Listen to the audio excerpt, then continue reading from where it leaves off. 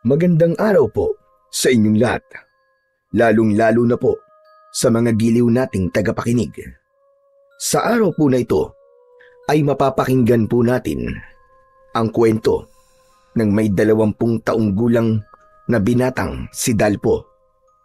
Isang magsasaka na pagkakalooban ng isang agimat na sandatang Kris ng isang diwatang nangangalaga ng lagusan sa mundo ng mga engkanto.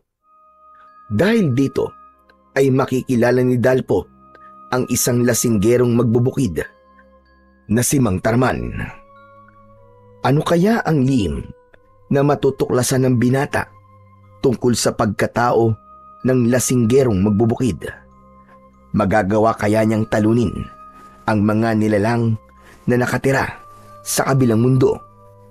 Magtagumpay kaya siya laban sa puwersa ng kadiliman? Sama-sama po nating pakinggan ang buhay at pakikipagsapalaran ng binatang nakakilala ng isang lasinggerong magbubukid. Ngunit bago po ang lahat, mga idol, huwag naman po nating kalimutang mag-subscribe at i-hit ang notification bell sa aking YouTube channel na The Voice Addict at Apong Isak para sa mas marami pa na makapigil hiningang kwentong aswang at katatakutan mula sa mundo ng kababalaghan. Umpisahan na po natin ang kwento. Taong 1940, kung saan ay nangyari ang pagsalakay ng mga aswang na tikbalang, merong isang lalaki na lumaban sa masasamang nilalang. Mahusay ang mandirigmang yun na pumatay sa pinuno ng mga aswang. Basta lahat ng masasamang elemento, pinapatay niya nang walang kahirap-hirap gamit ang kanyang kris. Lolo, ano po ba ang kris? Ang kris ay isang uri ng tradisyonal na sandatang may talim na kilala sa Pilipinas, lalong-lalo na sa Mindanao. Isang mahabang espada o patalim na kilala sa kanyang alon-alon na talim. May matibay na bakal na minsan inukita ng mga simbolo o disenyo. Ang hawakan noon ay kadalasang yari sa kahoy o sungay ng hayop at minsan ay may palamuti na pilak o ginto. Ginamit ito ng mga mandirigman lalaki nung panahon na sinalakay ang baryo natin ng masasamang nilalang na hindi nanggaling sa mundo natin. Itinuturing na sagradong sandata ang kris, hindi lang basta gamit sa digmaan, kundi tanda ng tapang, dangal at pananampalataya.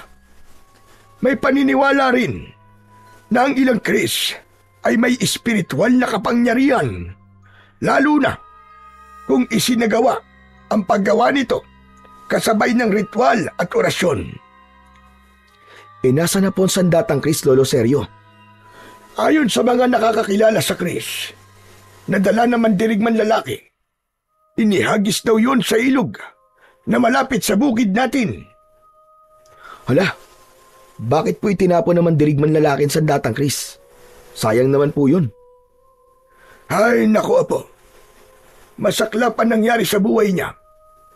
Nailigtas niya ang ibang tao, ngunit wala na siyang pamilyang nadatnan noon. Namatay ang kanyang pamilya, kaya naman ang balita namin, nagpakamatay rin siya pagkatapos niyang maitapon ng kris sa ilog. Paano pong namatay ang kanyang pamilya, Lolo Seryo? Nahumantong po sa pagpapakamatay rin niya.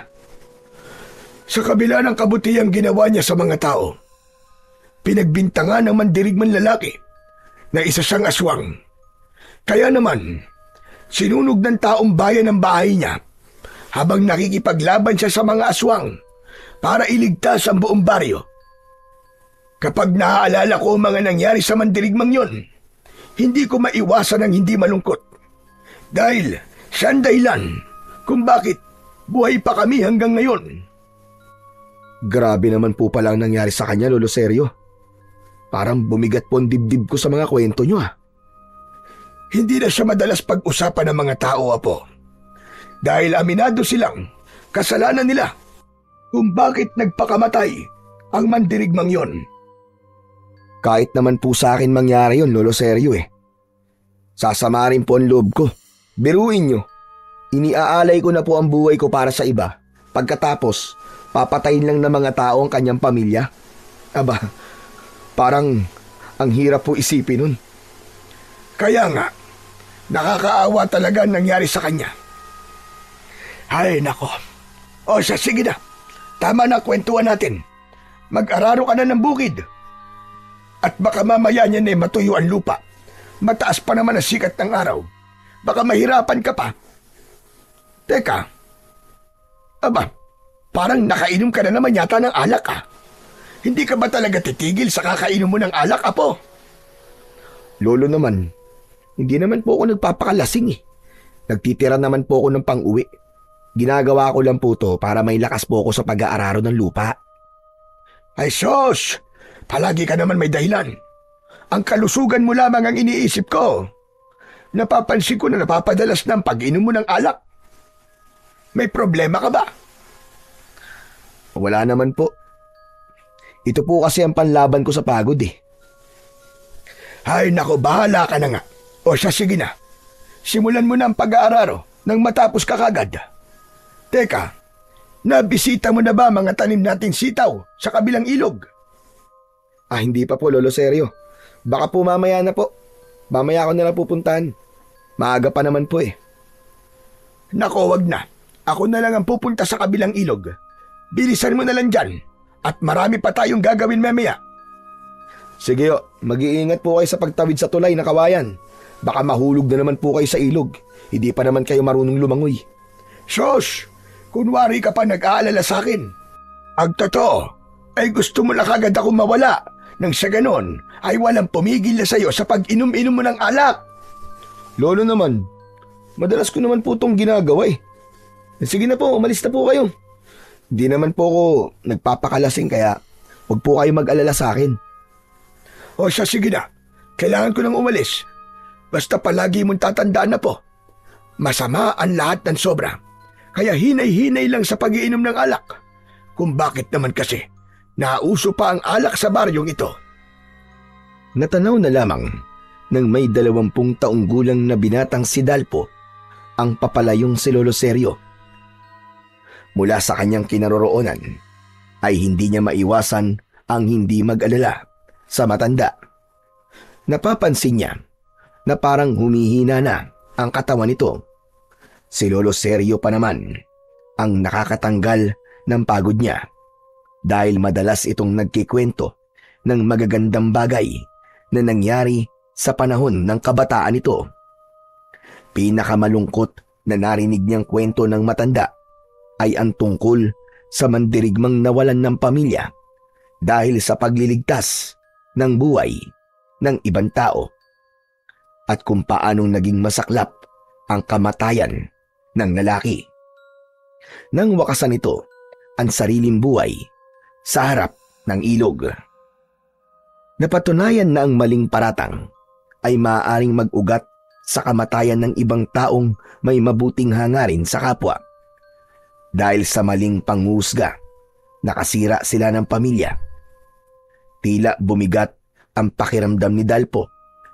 Nahihirapan siyang huminga at may luha na sumilip sa kanyang mga mata. Para bang masyado siyang apektado sa mga nangyari sa buhay ng lalaking manunugis ng mga aswang. Sa liblib na baryo ng Temen ay sagana ang mga tao sa tuba na alak dahil sentro sila ng kalakalan sa paggawa ng mga dekalidad na produkto ng tuba. Bukod pa roon, sila rin ang pangunahing pinagkukunan ng mga pananim at gulayin na sitaw. Maging ang palay ay sentro rin sila ng pangkabuhayang may kinalaman sa pagkain at bigas. Ang masaganang pamumuhay ng mga tao ay merong madilim na nakaraan. Uso sa kanila ang pagpatay sa mga tao na napapatunayan na aswang. Sinusunog nila ang bahay at hindi binibigyan ng pagkakataon para magpaliwanag. Kagaya na lamang ng nangyari sa lalaking manunugis ng aswang. Namatay siyang nadala sa hukay, ang paratang na wala namang katotohanan. Kaya naman, marami ang mga dayuhan na natatakot na pumunta sa kanilang baryo. Nang mawala sa kanyang paningin si Lolo Sergio, isa munang lagok sa bote ng alak ang ginawa niya bago tuluyang isinuot ang sombrerong salakot na gawa sa abaka. Mabigat ang hakbang ng paa na nilapitan ni Dalpo ang kalabaw na may hila sa araro at nagsimulang hawakan ito. Kasunod ng banayad na pagpalo niya sa likod ng kalabaw. Ngunit ang kanyang isip ay abala pa rin sa ibang bagay. At dahil nasa ilalim siya ng impluwensya ng alak, pakiramdam niya, hindi siya napapagod. Maya-maya pa, napatigil siya sa pagakbang. Nakita niya ang isang lalaki na tumutulay sa pilapil ng kanyang palayan. Napakunot ang kanyang noo. Kilala niya ang lasinggerong magbubukid, ngunit hindi niya alam kung ano ang pangalan nito. Natatandaan niya na ito ang nagturo sa kanya noon kung paanong mag-araro ng lupa. Ngunit pagkatapos nun ay hindi na sila nakakapag-usap ng lalaki dahil madalas itong lasing at natutulog sa gilid ng kalsada. Sa tingin niya ay lampas 50 taong gulang na ang lalaki. Pasuray-suray ang paglalakad, kaya bigla itong nawalan ng balanse at diretso ang pagbagsak sa putikan. Hindi alam ni Dalpo kung matatawa ba siya o maaawa sa lalaki. Kaya naman, nagpasya na lamang siyang lapitan ito para tulungang makatayo. Pagkarating niya sa kinaroroonan ng lalaki, ay mas inuna pa nitong hanapin ang bote ng alak kesa ang tumayo. Agad niya itong hinawakan sa kamay. "Tulungan ko na po kayo." Ano ba? Bitiwan mo nga ako. Kailangan mahanap ko ang bote ng alak. Tulungan mo kung mahanap ang alak ko. Walang salitang lumabas sa bibig ni Dalpo at sinunod niya ang utos ng lalaki. Hinanap niya sa putikan ang alak nito, ngunit hindi niya makita ang bote. Marahil, dala ng kalasingan nito. Ang buong akala siguro ng lalaki ay may hawak itong bote ng alak. Kaya naman, tumayo ng tuwid si Dalpo at kinausap ang lalaki. Wala naman po kayong dalang bote ng alak eh. Kasi kung may dala po kayong bote, sana nakita na po yun kanina pa. Tumigil ka! Alam ko may dala akong alak. Teka, amoy alak ka rin ah. Baka naman, kinuha mo at ininom ang alak ko. Siguro inumusan mo kung nakalak ano. Asa na? Ilabas mo ang alak ko! Hindi kagad nakapagsalita si Dalpo. Nagulat siya sa pagsisisigaw ng lalaki. Nanlalaki ang mga mata nito at bakas sa mga mapupulan nitong mata ang matinding galit para sa kanya. Ano? Nasa na ang alak ko? Ilabas mo sabi ang alak ko eh! Ilabas mo! Wala po talaga akong kinukuhang alak sa inyo. May sarili po akong alak at binili ko kanina. Kung gusto niyo po, sa inyo na lang ang alak ko eh. Ayoko nun. Ang gusto ko ibalik mo sa akin ang alak ko. Akin ang alak ko! Mas lalong lumakas ang boses ng lalaki sa paghahanap ng alak nito. Hindi pa ito nasiyahan at kinapkapan siya hanggang sa kanyang bulsa. Para na itong nakayakap sa kanya. Tila iba ang nararamdaman ni Dalpo. Parang gusto lamang siya nitong yakapin o maaari ay nagkamali siya ng hinala dahil patulak siya nitong inilayo sa katawan nito. At dahil sa kalasingan, nabuwalan lalaki sa kinatatayuan nito at biglang nakatulog habang humihilik pa. Napapailing si Dalpo dahil natitiyak niyang siya ang maglilinis sa katawan ng lalaki. Saka lamang niya napagmasdan ang itsura ng lalaking lasinggero. Magulo ang buhok nito at sabog ang balbas. Parang hindi nakatikim ng suklay at hindi nakaranas na maligo. Talagang miserable ang buhay ng lalaki. Hahawakan niya sana ito para itayo nang bigla siyang natigilan. Nakilala niya ang lalaki nang mapagmasdan niya sa malapitan ang mukha nito dahil naalala niya na minsan nakita niya rin ito sa gilid ng kalsada. Pinagtutulungan itong bugbugin ng mga tambay sa kanilang baryo at iniiwan lang sa kung saan. Nagtataka rin siya dahil madalas niya rin itong makita noon na nakatingin sa kanilang bahay ni Lolo Sergio. At kung minsan naman ay tumutulong sa mga magbubukid para magtrabaho kapalit ng alak na tuba. Tama, ikaw nga yun. Ano kayang gagawin ko sa'yo? Ay nako, pambihira naman oo. Kailangan ko pa naman magmadali sa pag-aararo. Malalagot na naman ako nito kay Lolo Sergio eh. Teka, ang mabuti pa kaya, dali na lang kita muna sa kubo. Wala nang nagawa si Dalpo, kundi buhatin ang lalaking mahimbing nang natutulog sa putikan. Sa una ay nahirapan siyang buhatin ito dahil may kabigatan ang lalaki. Pero dahil sanay siya sa pagbubuhat ng sako-sakong palay, nagawa niyang buhatin ang lasing na lalaki papunta sa kubo nila sa gitna ng palayan. Pagkalipas ng ilang sandali ay narating niya ang kubo. Habol ang kanyang hininga ay maayos niyang inilapit ito sa higaan. Dahan-dahan niyang ibinaba sa katre ang lalaki mula sa pagkakapasan. Puno ng putik ang katawan nito at amoy alak ang sumisingaw na hangin sa hininga nito.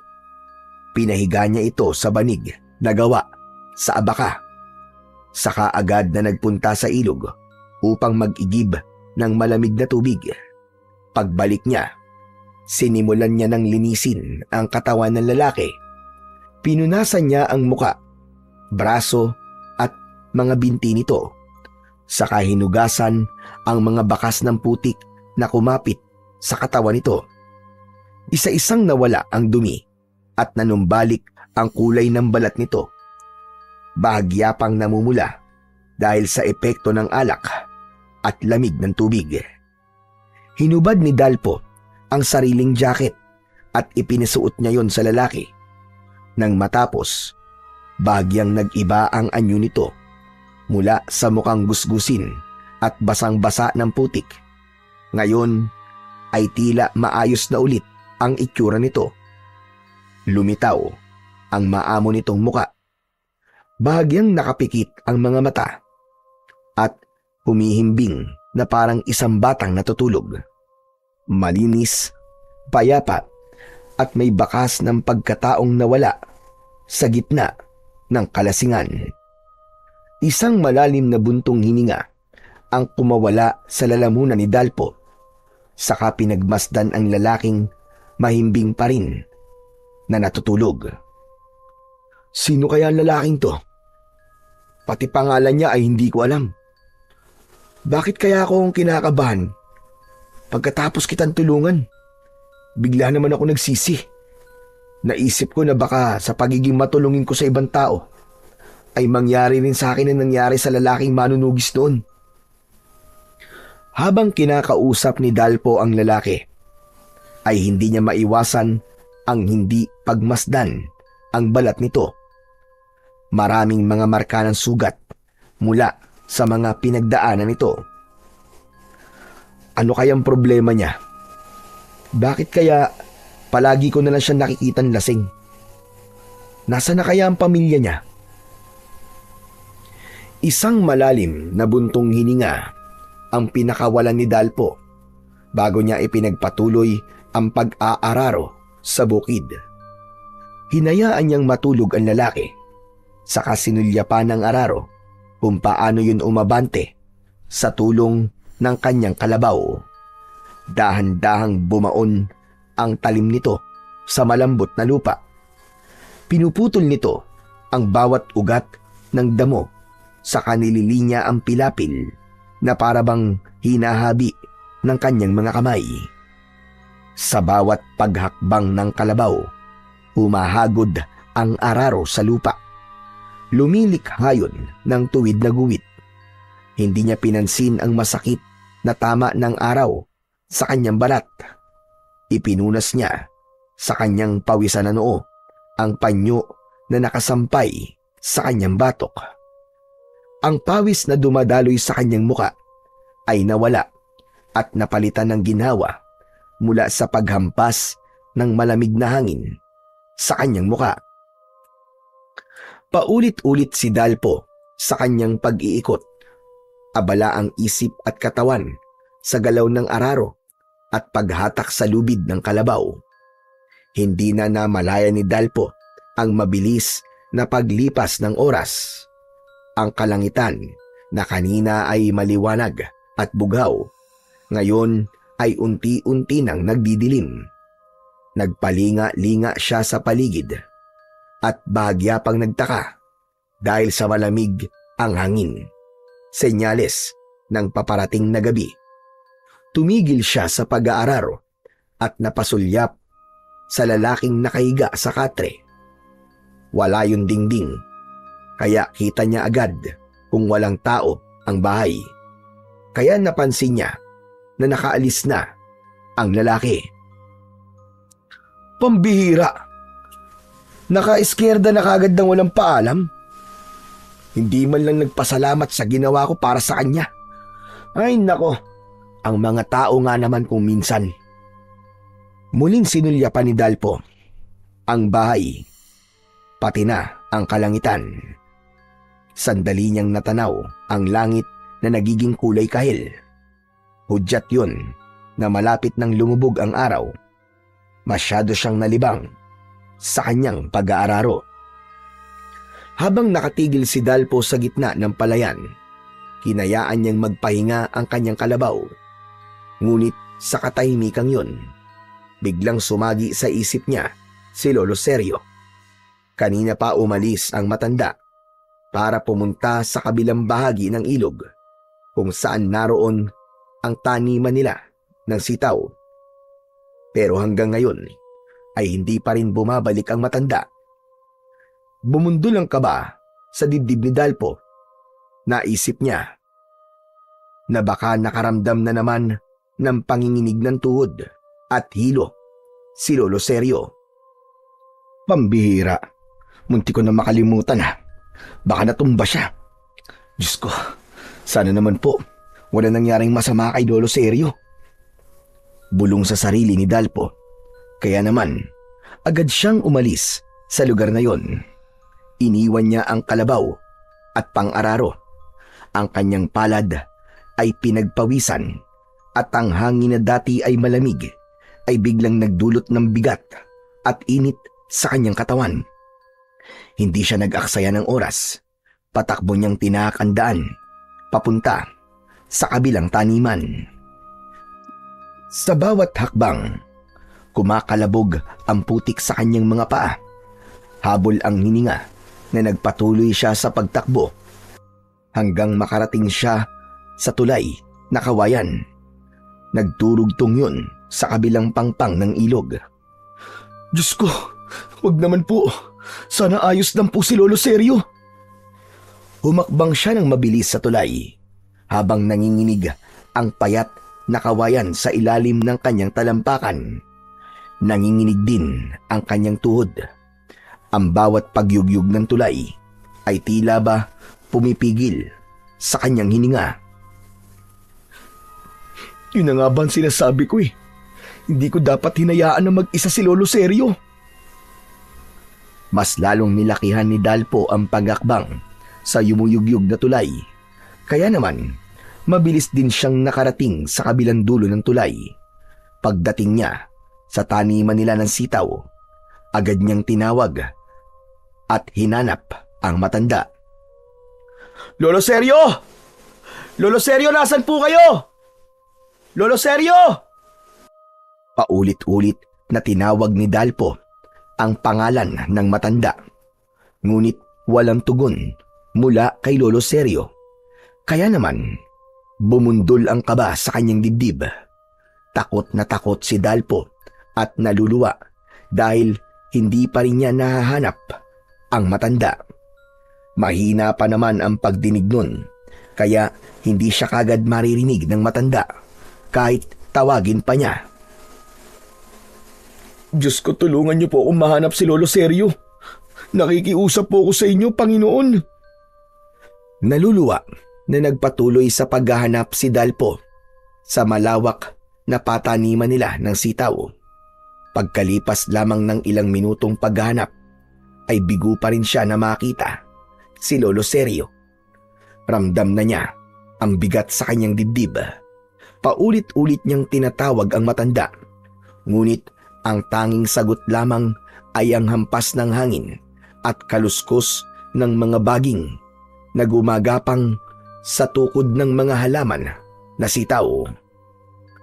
Habang kumakalat ang dilim sa paligid, biglang natigilan sa paghahanap ang binatang si Dalpo nang makarinig siya ng kaluskos sa paligid, kasunod ng pag-alingaw-ngaw ng pag-angil mula sa masukal na bahagi ng taniman. Parang nanggagaling yun sa ilalim ng lupa. Nagsipagtaasan ang balahibo niya sa katawan at bumilis ang paglinga niya sa paligid. Malalamig ang kanyang pawis na dumadaloy sa kanyang muka. Mula sa madilim na bahagi ng sulok ng taniman, dahan-dahang lumitaw ang isang nilalang. Halos hindi siya makahinga ng mga sandaling yun dahil sa labis na takot. "Sino ka? Diyos ko! Sino ka? Anong klaseng nilalang ka?" Isang halimaw na kalahating tao, kalahating kabayo ang nakatayo sa kanyang harapan. Ang ulo nito ay parang sa kabayo. Mahaba ang nguso at mula sa butas ng ilong ay lumalabas ang mainit na singaw na parang usok. Ang mga mata ay kulay pula na parabang nagbabagang apoy. Ang katawan nito ay matipunong tao, ngunit balot ng maiitim na balahibo. Ang mga kamay ay mahahaba, matitigas at may matatalim na kuko na kumikislap sa liwanag ng papasilip na buwan. Sa bawat hakbang nito, yumayanig ang lupa at ang buntot na mahaba ay humahampas sa mga halaman na parang isang latigo. Nabalot ng matinding takot si Dalpo. Parang pinipiga ang kanyang dibdib. Halos hindi siya makagalaw at ang tanging naririnig niya ay ang ingay ng sariling tibok ng puso. Ang nilalang ay nakangisi pa na tumutulo ang malapot na laway. Saka lumitaw ang matutulis nitong mga pangil na tila ay isang punyal. "Wag! Wag ka lalapit! Wag ka lalapit! Nakikiusap ako! Wag mo akong sasaktan! Maawa ka sa akin!" Imbis na sumagot ang nilalang, tumugon ito sa pamamagitan ng malakas na pag-angil. Nakakakilabot ang huni na parabang kutsilyo na tumutusok sa kanyang pandinig. "Isa kang aswang na tikbalang na madalas na ikinikwento ni Lolo Seryo sa akin. Isa kang halimaw na alaga ng itim na diwata, tama ba? Diyos ko, lumayo ka! Umalis ka sa harapan ko!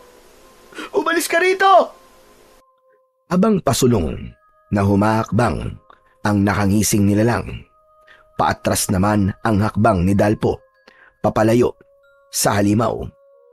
Habang abala ang kanyang paningin sa paghahanap ng kahoy na magagamit niyang panlaban sa nilalang, na handang umatake sa kanya. Tila nabibinga siya sa malakas na pintig ng kanyang puso. Maya-maya pa ay sinunggaban na siya ng aswang na tikbalang. Tumama ang ulo nito sa kanyang sikmura at pasadsad siyang bumagsak sa lupa. Gumapang siyang papalayo sa umaangil na nilalang at pilit na bumabangon. Tulong! Tulungan niyo ako! Tulungan niyo ako! Hindi pa man nakakabawi ng lakas si Dalpo mula sa gulat at pagkakabagsak sa lupa. Muli na namang sumugod ang aswang na tikbalang. Sa isang iglap, naramdaman niya ang malakas na hampas ng mabigat nitong bisig sa kanyang balikat. Napaluhod siya sa lupa, napatayo at napaatras. Muling nagbabanta ng pag-atake ang aswang na tikbalang. Nakita niya ang kahoy at dinampot niya yon. Matapang niyang hinarap ang nilalang na patuloy sa pag-angil. Biglang naramdaman ni Dalpo ang pamamanhid ng kanyang katawan. Hindi niya napansin na may bukol siya sa balikat, ngunit iwinesiwas niya sa ere ang hawak na kahoy.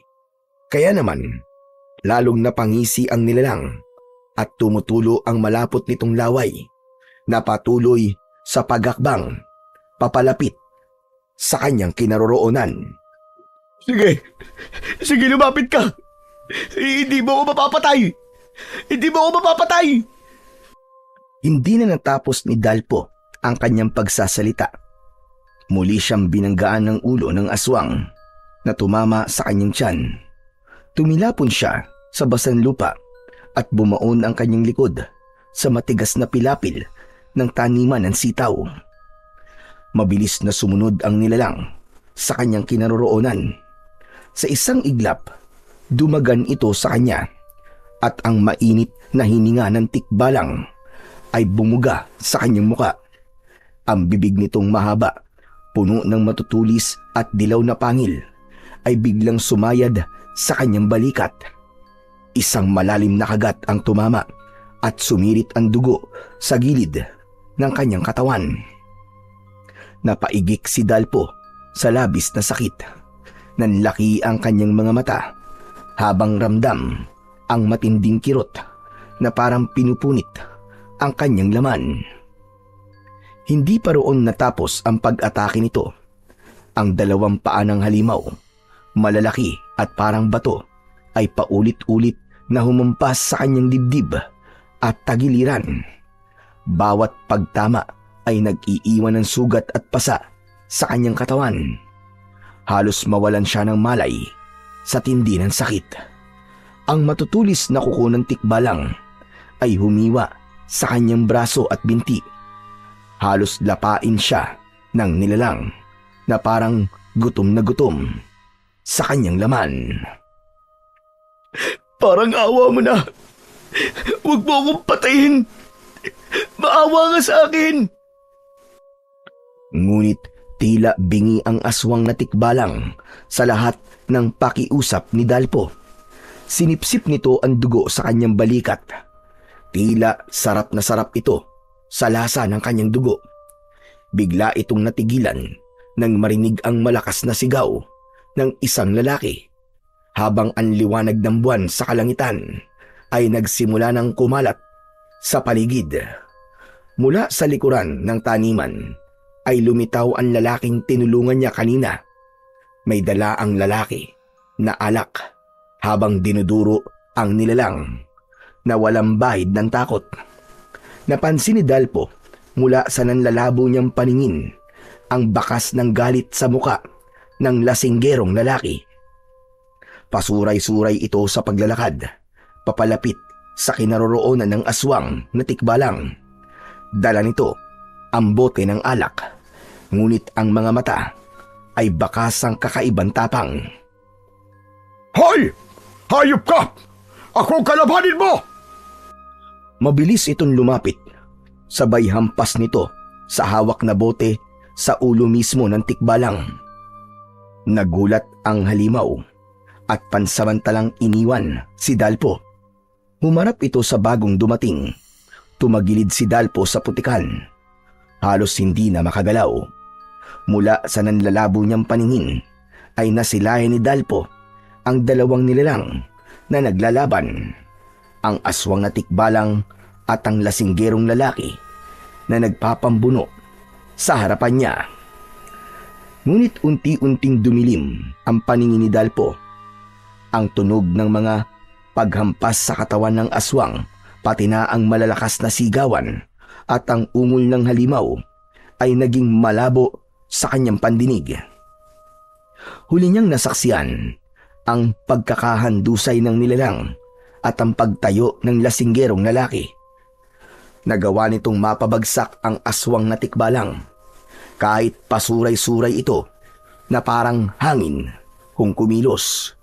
Tila sumasayaw at nagagawa nitong maiwasan ang bawat pag-atake ng aswang na tikbalang. Manong, salamat po sa pagtulong. Pagkatapos magpasalamat ni Dalpo sa lasinggerong lalaki, ay tuluyan ng bumigat ang talukap ng kanyang mga mata. Nawalan na siya ng malay at hindi na niya alam kung ano ang mga sumunod na nangyari. Sa pagbabalik ng malay ni Dalpo, naramdaman niya ang matigas na sahig ng katre sa kanyang likod. Mabigat at masakit ang bawat bahagi ng katawan ni Dalpo. Dahan-dahan niyang iminulat ang kanyang mga mata. Agad siyang sinalubong ng liwanag ng araw na pumapasok sa siwang ng bintana at ang init nito ay bahagyang dumampi sa kanyang balat. Saglit siyang nabulag sa silaw, ngunit nang masanay ang kanyang paningin, napansin niya ang makakapal na telang nakabalot sa kanyang dibdib, balikat, braso at mga binti. Diyos ko, totoo po ba itong nakikita ko at nararamdaman ko? Buhay pa ako. Ligtas ako. Buong katuwaan na nahaplos ni Dalpo ang kanyang sarili at hindi napapansin ang taong nakatayo sa pintuan habang pinapanood ang binata. Sa bawat galaw ni Dalpo, dama niya ang kirot mula sa kanyang tinamong sugat sa kamay ng aswang na tikbalang. Umalingasaw sa paligid ang pamilyar na amoy ng insenso at kamangyan, parehong samyo na madalas niyang naaamoy sa tuwing may ginagamot si Lolo Sergio na pasyente. Kaya naman, bigla niyang naalala ang matanda. Bumalikwas siya ng bangon. Inilinga ang kanyang paningin sa buong paligid. Mabilis niyang nakilala ang sarili niyang silid. Kung ganun, nandito pala ako sa kwarto ko. Nakauwi pala ako ng ligtas. Muling pinagmasdan ni Dalpo ang dingding ng kanyang silid. Dahil akala niya namamalik mata lamang siya. Ang lumang kubo na may dingding na sawali, may nakasabit na mga tuyong halamang gamot at nakasindi sa gilid ang insensong nagbibigay ng maaliwalas ngunit misteryosong halimuyak. Para sa kanya ay patunay na hindi nga siya nagkamali sa mga nakikita. Nang mapako ang kanyang atensyon sa nakatayong tao sa pintuan, tuluyan nang bumagsak ang luha sa mga mata ni Dalpo. Lolo Sergio? Lolo Sergio, ikaw ba yan? Diyos ko, ang akala ko po kung paano na kayo. Walang nangyaring masama sa akin na po. Dahil pagkatapos ko mag-ani ng konting bunga ng sitaw, umuwi na rin ako kagad. Ang pagkakamali ko lang ay hindi ako nagpakita sa iyo para magpaalam. Diyos ko, muntik ka na tuloy mapahamak. Lolo Sergio, akala ko po talaga napahamak na kayo kahapon. Kung may nangyari pong masama sa inyo, hindi ko po mapapatawad ng sarili ko. Pero apo, ingatan mo rin naman ang sarili mo. Tignan mo na ang nangyari. Akala ko hindi ka na magigising. Lumapit ang matanda sa kanyang katre at naupo ito sa kanyang tabi. Baka sa mukha ng matanda ang labis na pag-aalala. Nakatitig ito sa kanya na parabang natatakot na muli siyang mawalan ng malay. Namumuo ang luha sa gilid ng mga mata ni Lolo Sergio at ang mga kamay ay mahigpit na nakahawak sa kanyang kamay. Ngunit habang pinagmamasdan ni Dalpo si Lolo Sergio, bigla niyang naalala ang lasinggerong lalaki na nagligtas sa kanyang buhay.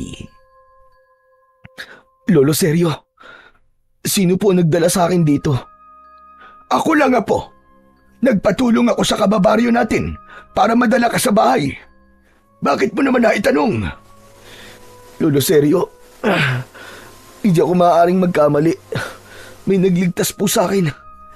Isang lalaking lasinggero na tinulungan ko nung tanghali.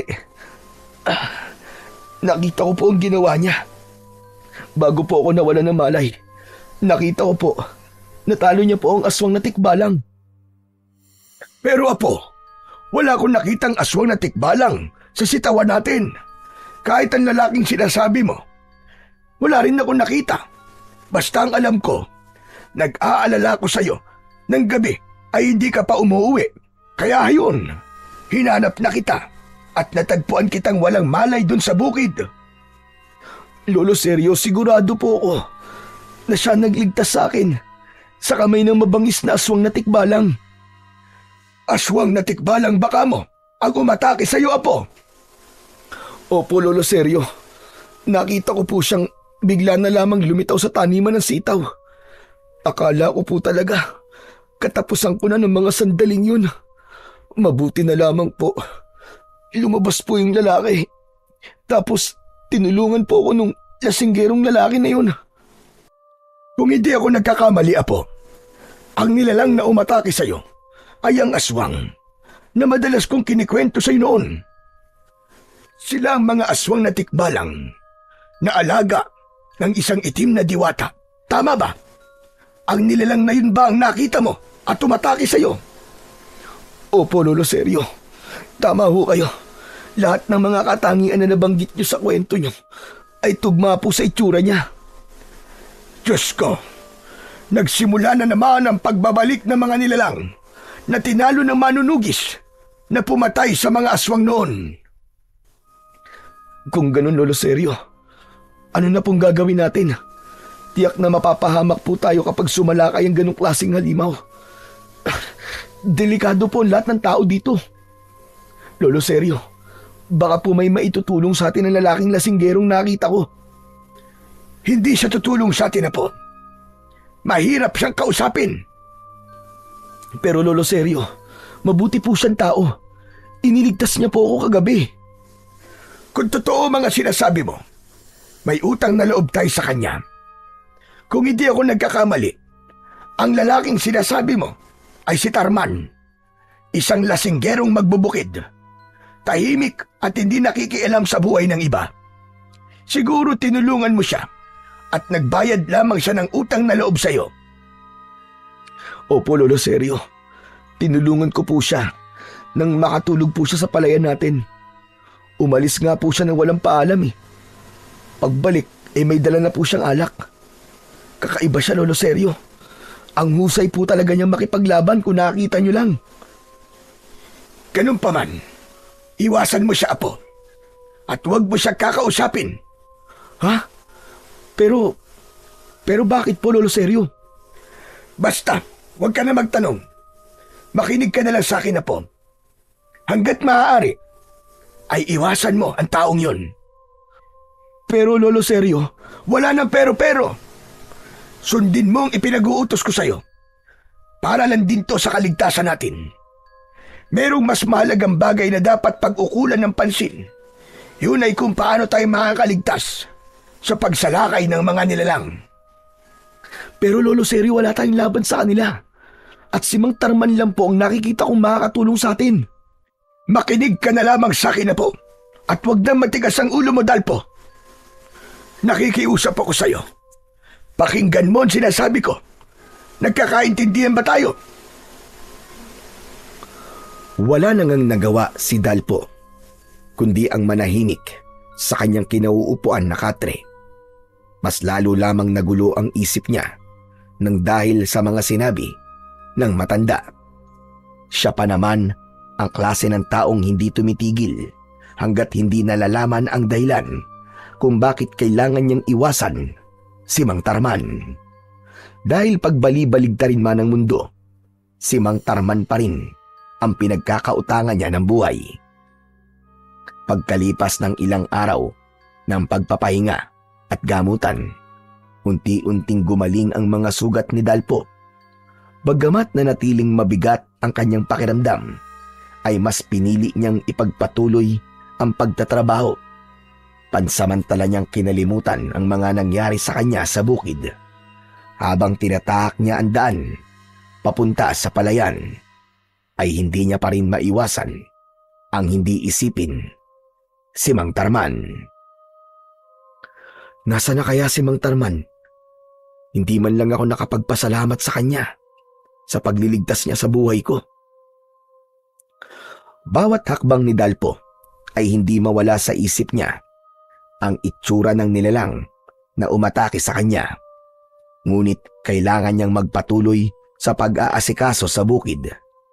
Pagkalipas ng ilang minutong paglalakad, ay narating na niya ang kinaroroonan ng kanilang palayan. Nilapitan niya ang alaga niyang hayop. Muli niyang hinawakan ng araro at muling naramdaman ang bigat ng pawis na umaagos sa kanyang noo. Sa pagitan ng paglilinis ng pilapil, naramdaman niya ang pagod sa nangangalay niyang mga kamay. Pagkalipas ng ilang oras na pag-aararo ng lupa, ay kailangan naman niyang ayusin ang patubig papunta sa bukid. Habang naglalakad sa gilid ng pilapil, natanaw niya ang pamilyar na anyo ng isang lalaki.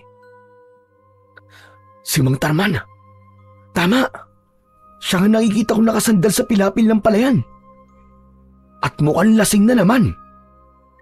Nagmamadaling lumapit si Dalpo sa kinaroroonan ni Mang Tarman na panayang pagsasalita at kinakausap ang hangin ng mag-isa. Nakayuko ang ulo at magulo ang buhok. Ang damit ay gusot at basa ng putik. Ang mukha nito ay namumula sa labis na kalasingan.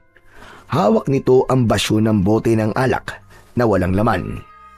Nag-angat ito ng tingin, kaya nakita niyang pumupungay ang mga mata nito dahil sa kalasingan. Sabi ko na nga ba, kaya kong talunin kahit na sino. Kahit aswang pa yan, wala kayong binatbat sa akin. Bulong at tawa ni Mang Tarman habang nakaharap sa ibang direksyon ng muka. Tila kausap ang sarili. Minsan ay tatawa, minsan ay biglang babagsak ang ulo na parang antok na antok. Ang dila nito ay nabubulol sa pagsasalita. At sa bawat kibot ay sumasabay ang amoy ng alak na sumisingaw sa bibig nito. Biglang lumapit si Dalpo at hinawakan niya ang kamay ni Mang Tarman para magpasalamat, pero nagulat ito at hinila ang kamay. Hoy! Bakal dito Hindi pa magaling ang sugat mo. Saka huwag mo ako lalapitan at kakausapin kung ayaw mo madamay sa miserable buhay ko. Gusto ko lang naman po magpasalamat sa pagkakaligtas niyo po sa akin, Mang Tarman. Saka magaling na po ang mga sugat ko. Salamat po talaga sa inyo. Sandali lang. Sino ba nagsabi sa'yo ng pangalan ko? Sino? Si Lolo Sergio po. Halina po kayo, aalalayan ko po kayong tumayo. Huwag mo akong mahawak-hawakan. Wala tayong pananagutan sa isa't isa.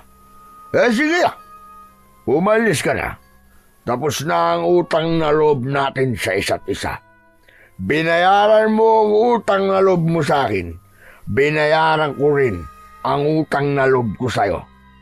Pero Mang Tarman, di naman po ako naghihintay ng kapalit sa tulong ko sa inyo eh. Buwisit na utang na loob yan. Tulog ba ka mo? Wala kang may tutulong. Pabigat ka lang. Munti ka kong mamatay sa pesting halimaw na yun. Kaya makakaalis ka na sa harapan ko. Hindi kita kailangan dito. At sa susunod, huwag mo kong lalapitan, ha? Nagpilit na tumayo si Mang Tarman, habang si Dalpo naman ay biglang natigilan sa pag-aasik ng boses ng lalaki. Tila may masakit na kutsilyong bumaon sa kanyang puso. Parang tumagos hanggang sa kaibuturan ng kanyang pagkatao. Para siyang hindi makahinga sa pagtataboy na yun ni Mang Tarman. Hinayaan niyang tumayo ito sa pagkakalugmok sa putikan. Pinagmasdan niya ang pasuray-suray nitong pagakbang. Nararamdaman niya na may pinagdadaanan ang lalaki. Ngunit hindi nagtagal. May dumating ang 3 lalaking kababaryo niya. Maangas ang mga ito na may dala na 2x2 at nakatingin kay Mang Tarman. Kung hindi siya nagkakamali, ang mga ito ay ang madalas na mambugbog kay Mang Tarman. Nang makita ng mga ito si Mang Tarman, agad silang nagtawanan at nagsimula ng panlilibak sa lalaki. Ito na naman ang lasinggero. Walang silbi, kundi alak ang inaatupag. O ikaw, ibalik mo sa amin na kinuha mong alak. Wala nang libre sa panahon ngayon. Paano ba yan? Nasa tiyak ko na ang alak eh. Ba't talagang pinaglululoko mo kung baliw ka? Pero ang kailangan ko, bayaran mo ang alak na kinuha mo. Tanga ka ba? Kapag alak ang kinuha, kailangan alak din ang ibabalik. Saglit lang at kailangan ko munang umihi para isahod sa bote. Inumin mo ng mga kasama mo. Dala ng matinding galit ng lalaki. Kinuwelyuhan ito sa damit si Mang Tarman. Kaya naman, hindi na nakatiis si Dalpo na hindi makialam sa mga to. Teka, sandali lang! Huwag niyo naman siya saktan. Ako na lang ang magbabayad sa alak na kinuha niya. Hinarap siya ng lalaking may tangan sa damit ni Mang Tarman. Pero umalingaw-ngaw ang boses ni Mang Tarman. Ano nga ba? Sinasabi ko umuwi ka na. Huwag kang makialam sa problema ko. Umalis ka na. Pero sasaktan nila kayo, Mang Tarman. Hindi po ako aalis dito. Wala kang pakialam sa akin. Umalis ka na kung ayaw mong masaktan. Sa halip na iwan, ay hindi umalis doon si Dalpo. Kaya naman, nagulat siya ng pinagtulungan ng mga lalaki na bugbugin si Mang Tarman. Sinalo nito lahat ang tama ng suntok sa katawan ng mga taong bumubugbog dito. Sunod-sunod ang mga suntok at tulak na inabot ni Mang Tarman.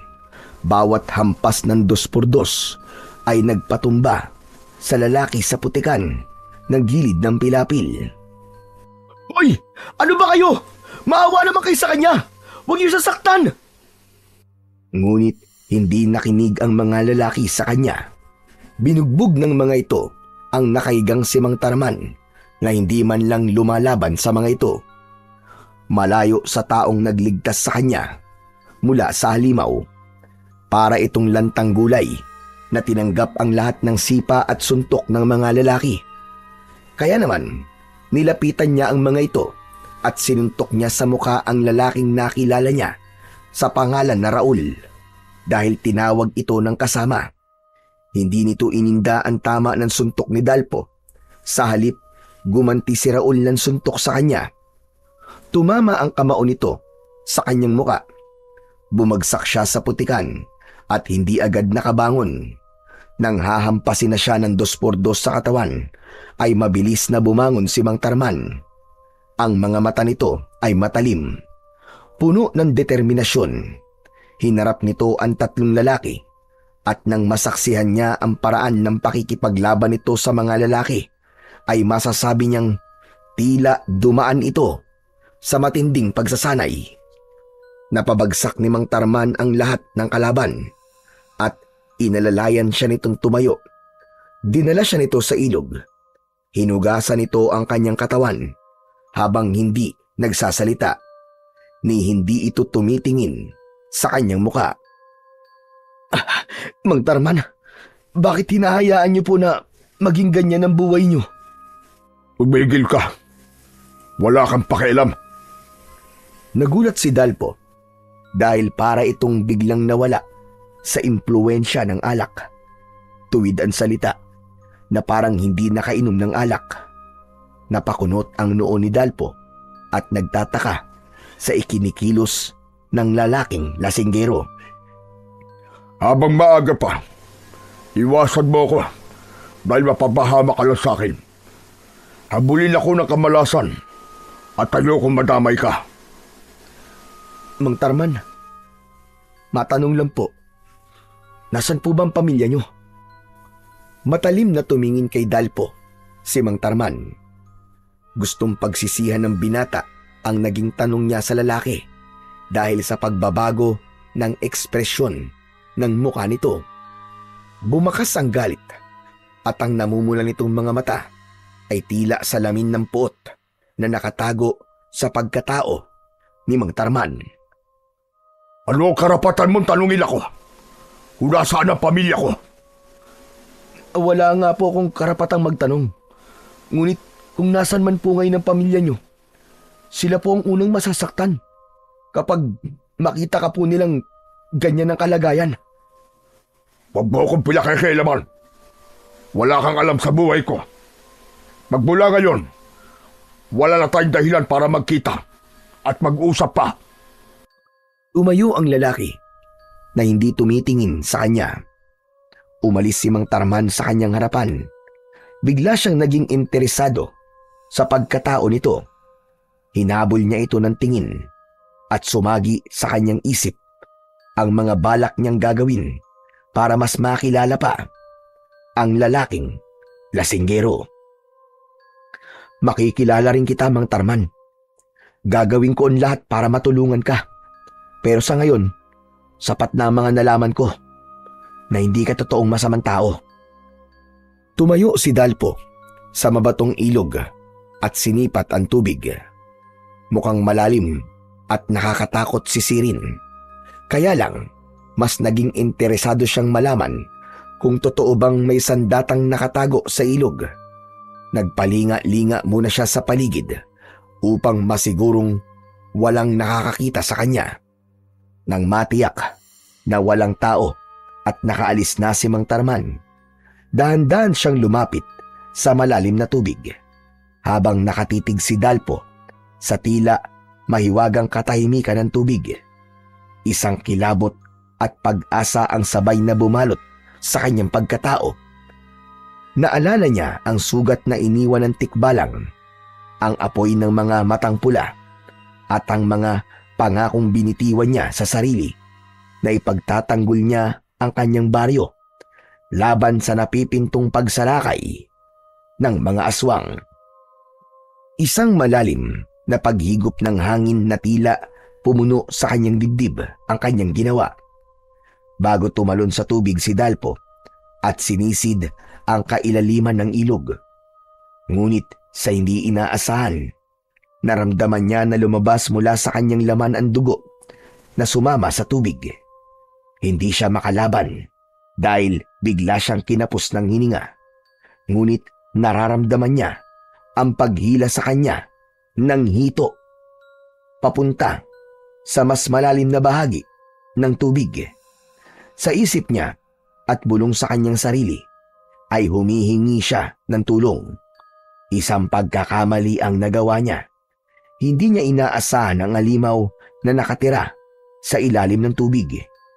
Pilit na nagpumiglas ang katawan ni Dalpo Kaya naman, saktong pagbitaw sa kanya ng kagat ng isdang hito, sumuot siya ng tuluyan sa isang uri ng kuweba na nasa ilalim ng ilog.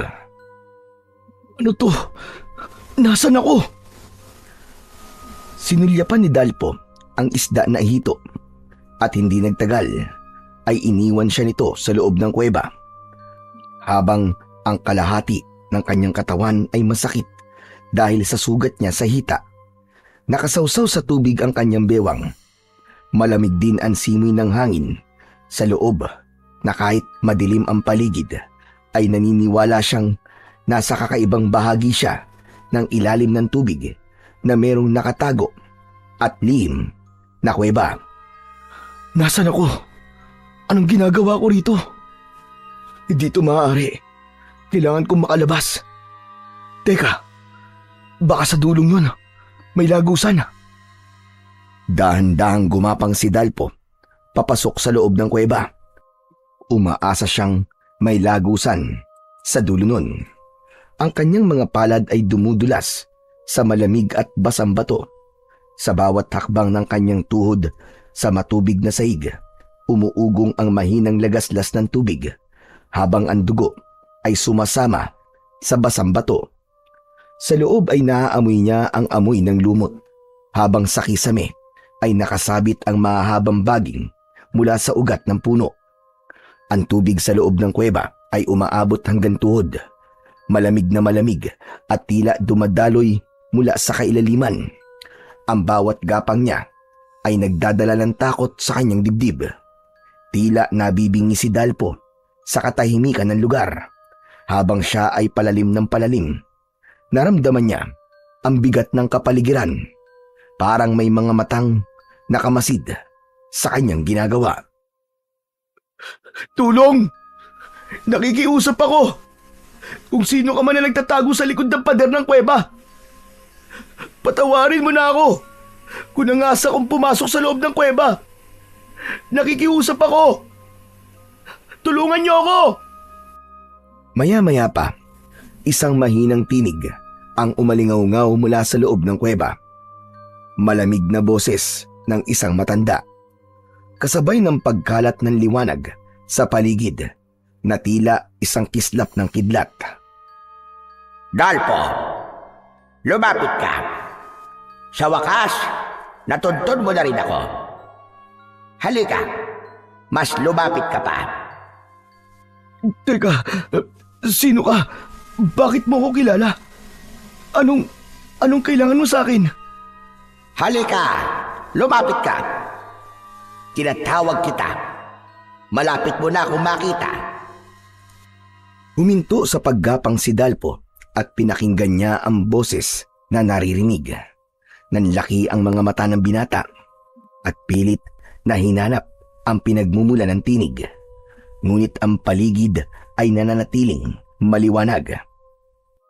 Halika! Lumapit ka pa, Dalpo. Muling bulong ng tinig. Sabay ang biglang pagkislap sa di kalayuan. Mula sa gitna ng tubig, unti-unting lumitaw ang isang malakuryenteng liwanag na nagliliyab at naglalagablab ng bughaw at puting enerhiya. Nakalutang yun sa gitna. Nakita niya ang isang uri ng sandata. Isang kris. Mahaba, alon-alon ang talim, na tila gumagalaw na parang buhay. Ang bawat kurba ng bakal nito ay kumikislap at mula sa mismong katawan ng kris ay lumalabas ang mga kidlat na umaalon sa hangin. Lumilika ng mga ugong at alingaw-ngaw na parang kulog. Hindi ako maaaring magkamali. Isang kris ang nakikita ko. Ang sandata na laman ng kwento ni Lolo Sergio. Ikaw nga nagsasalita, tama ba? Oo, tama ka. Ako nga, Dalpo. Kusa kitang tinawag upang muling gamitin ang sandatang ito. Nakasalalay sa mga kamay mo ang kaligtasan ng baryo. Nasira na ang lagusan ng masasamang nilalang. Lahat sila ay nakalabas na at handang sumalakay sa mundo nyo. para tuluyan kayong sakupin. Teka, magpakita ka sa akin! Ako ang liwanag na bumabalot sa sandata. Ikaw ang hinirang na bagong tagapangalaga sa Kris at bagong tagapagligtas ng baryo. Gumalaw ang liwanag, papalapit sa kanya, habang hindi niya inaalis ang paningin sa liwanag na nasa harapan niya. Napatigil si Dalpo, nanigas ang kanyang mga tuhod, ang kanyang dibdib ay mabilis na kumakabog, at ang malamig na pawis ay dumaloy mula sa kanyang sentido, pababa sa kanyang pisngi. Ang kanyang mga kamay ay nanginginig. Hindi niya malaman kung lalapit ba siya o tatakbo. Ang liwanag ng Kris ay napakatingkad. Halos hindi niya mabuksan ang kanyang mga mata. Ang alingaw-ngaw ng mga kidlat ay para bang bumubulong sa kanya ng isang babala. Hindi kagad siya makapagsalita nang mas lumapit sa kanya ang liwanag at tila napapaso ang kanyang katawan sa ningas na hatid ng sandata. Takot ang naghari kay Dalpo ng mga sandaling yon, habang nakaharap siya sa isang puwersang hindi niya mawari kung biyaya ba o kapahamakan. Ngunit kasabay ng takot, naroon ang matinding paghila ng mahiwagang tinig. Isang puwersang nagtutulak sa kanya na damputin ng Kris kahit pa ang kanyang puso ay nag-uumapaw sa pangamba. Huwag kang matakot, Dalpo, dahil ikaw na ang bagong nagmamay-ari ng bagay na yan. Hayaan mo siyang sumanib sa iyong katawan. Kahit masakit ang hita ni Dalpo, ay pinilit niyang tumayo at nilapitan ang liwanag, habang hila ang kaliwang paa na masakit at may sugat.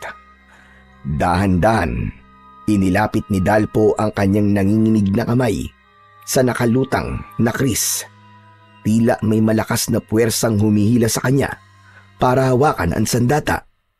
Ang liwanag nito ay lalong kumislap, para bang kumikilala sa kanyang presensya. Sa mismong pagdampi ng kanyang mga daliri sa hawakan nito, isang malakas na alon ng enerhiya ang biglang kumawala. Umalingaw-ngaw sa buong kuweba ang tunog na tila pagsabog ng kulog, at sa isang iglap, nabalot ng nakakasilaw na liwanag ang buong katawan ni Dalpo. Habang nangyayari yun sa kanya, narinig niya ang boses ng nilalang na nagtatago sa liwanag. Tiisin mo ang sakit hanggang sa mapasok ng kapangyarihan ng iyong laman, ugat, isip, at dumaloy sa dugo mo ang lakas ng kapangyarihan ng agimat na Kris.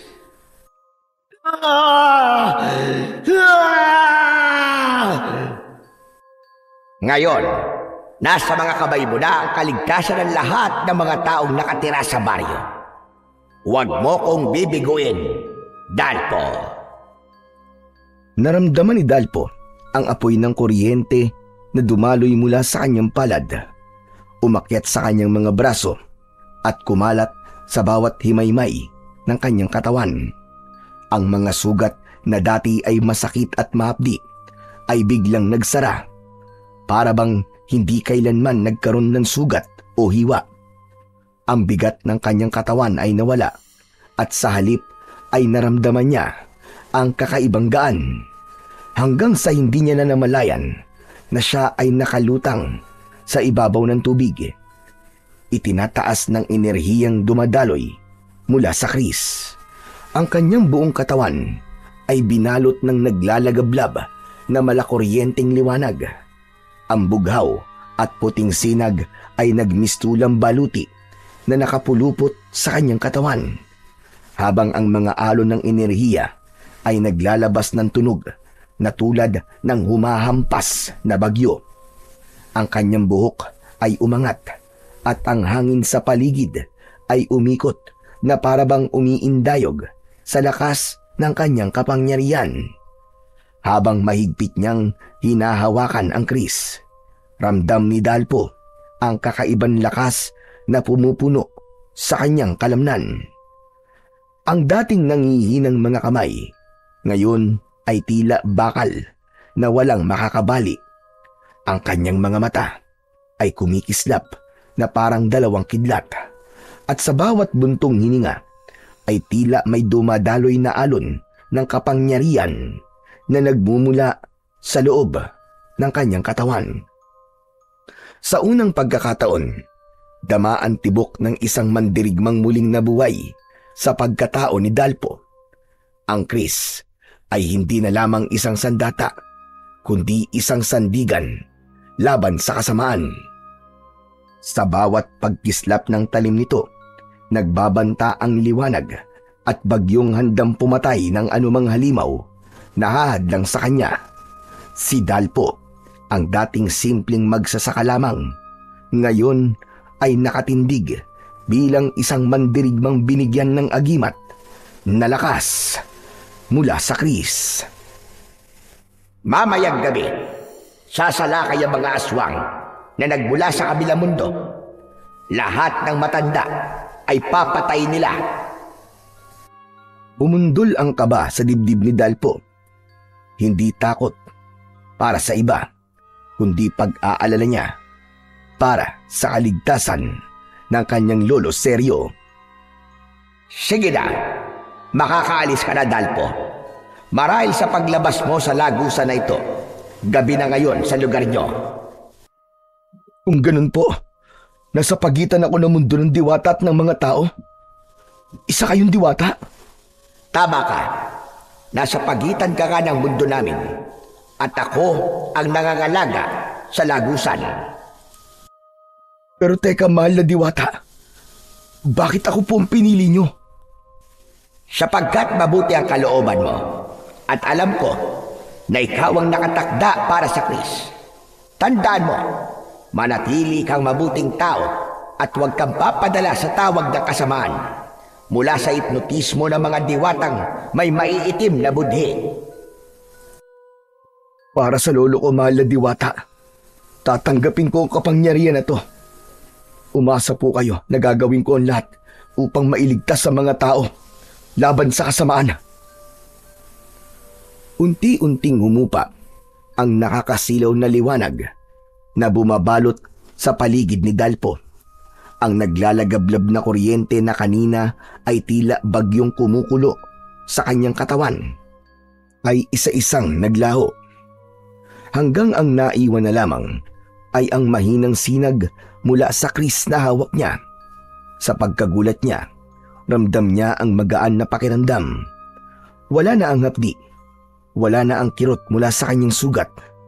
Nang silipin niya ang kanyang balat, ang mga sugat na minsan ay malalalim at dumudugo ay tuluyan ng naghilom.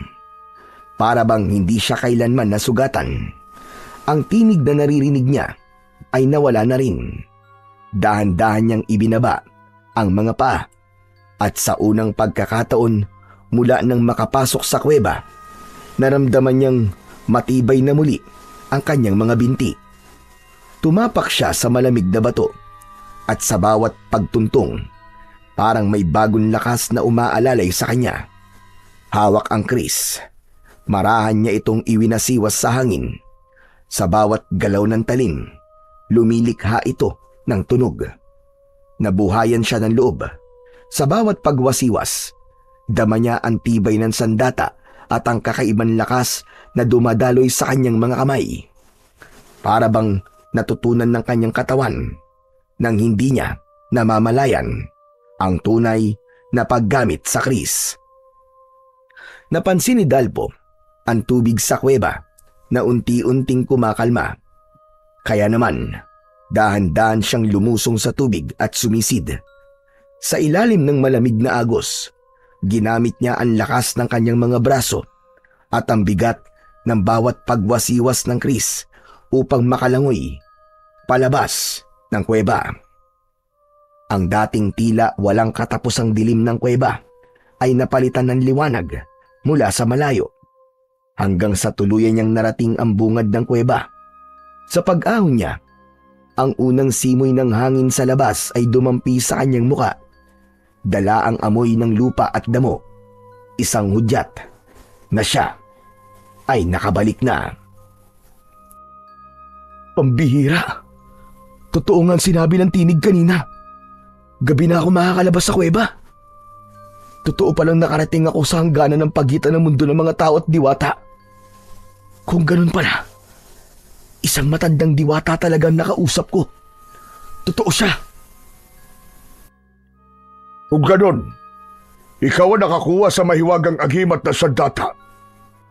Mabilis na napalingon si Dalpo sa pinagmumulan ng boses, habang ang liwanag lamang ng sikat ng buwan ang nagsisilbi niyang tanglaw sa muka ni Mang Tarman.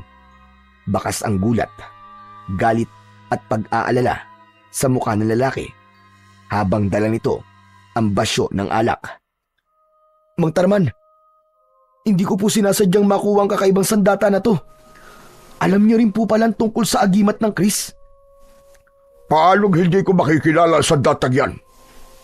Yan ang sumira ng buhay ko, ng pamilya ko, at nawala ang asawa ko na dahil sa visit na yan. Kaya kung ayaw mo masira ang buhay mo, ibalik mo yan kung saan mo yan nakuha. Teka, paano pong sinira ng sandatang to ang buhay niyo? Biktima ako ng karahasan. Dahil ang aking ama na unang gumamit sa sandatang yan ay namatay at pinabayaan ng pamilya kapalit ng pagtulong niya sa iba. Natatandaan ko po ang kwento ni Lolo Sergio. Nagpakamatay daw po ang lalaking mandirigma at sinunog ng taong bayan ang bahay niya dahil sa isang maling paratang.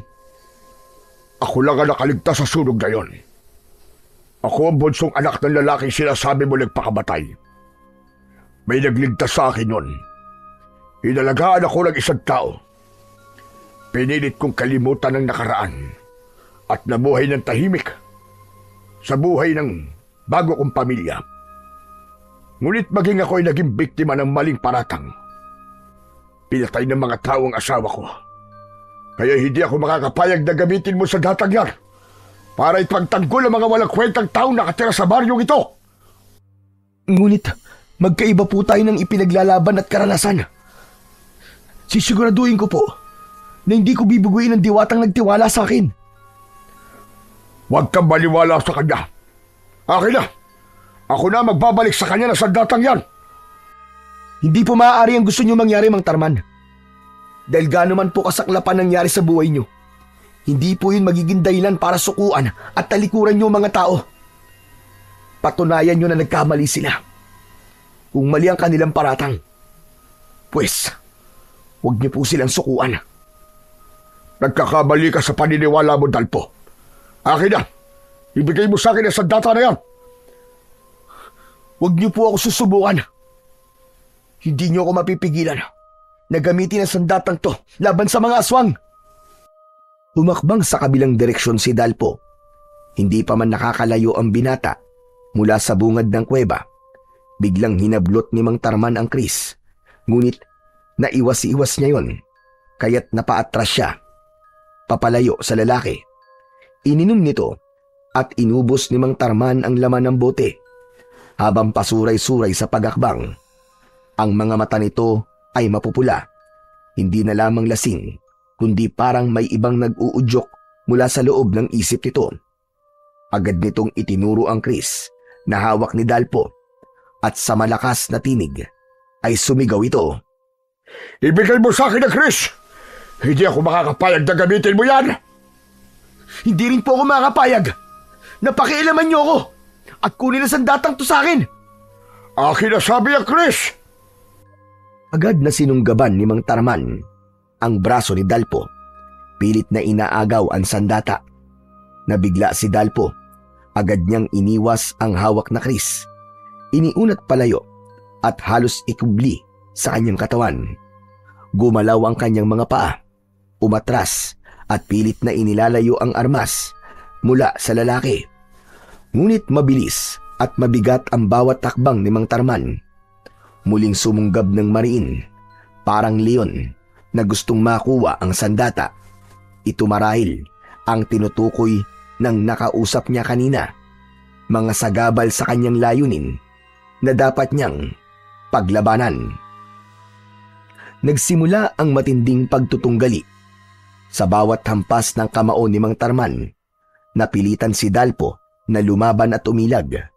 Ginamit niya ang liksi ng katawan na parabang may likas na siyang kaalaman sa pakikipaglaban.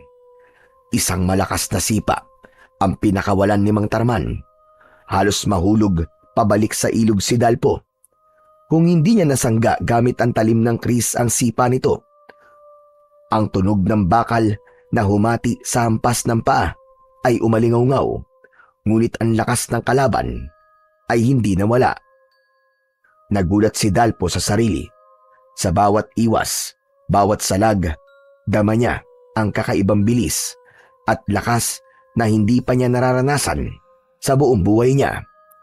Ang kris ay tila gumagabay, nagdidikta ng tamang paggalaw niya at tinutulungan siyang makipagsabayan sa husay ni Mang Tarman. Ngayon ay alam na niya ang pinaguhugutan ng galit nito ay hindi niya magawang magalit sa lalaki.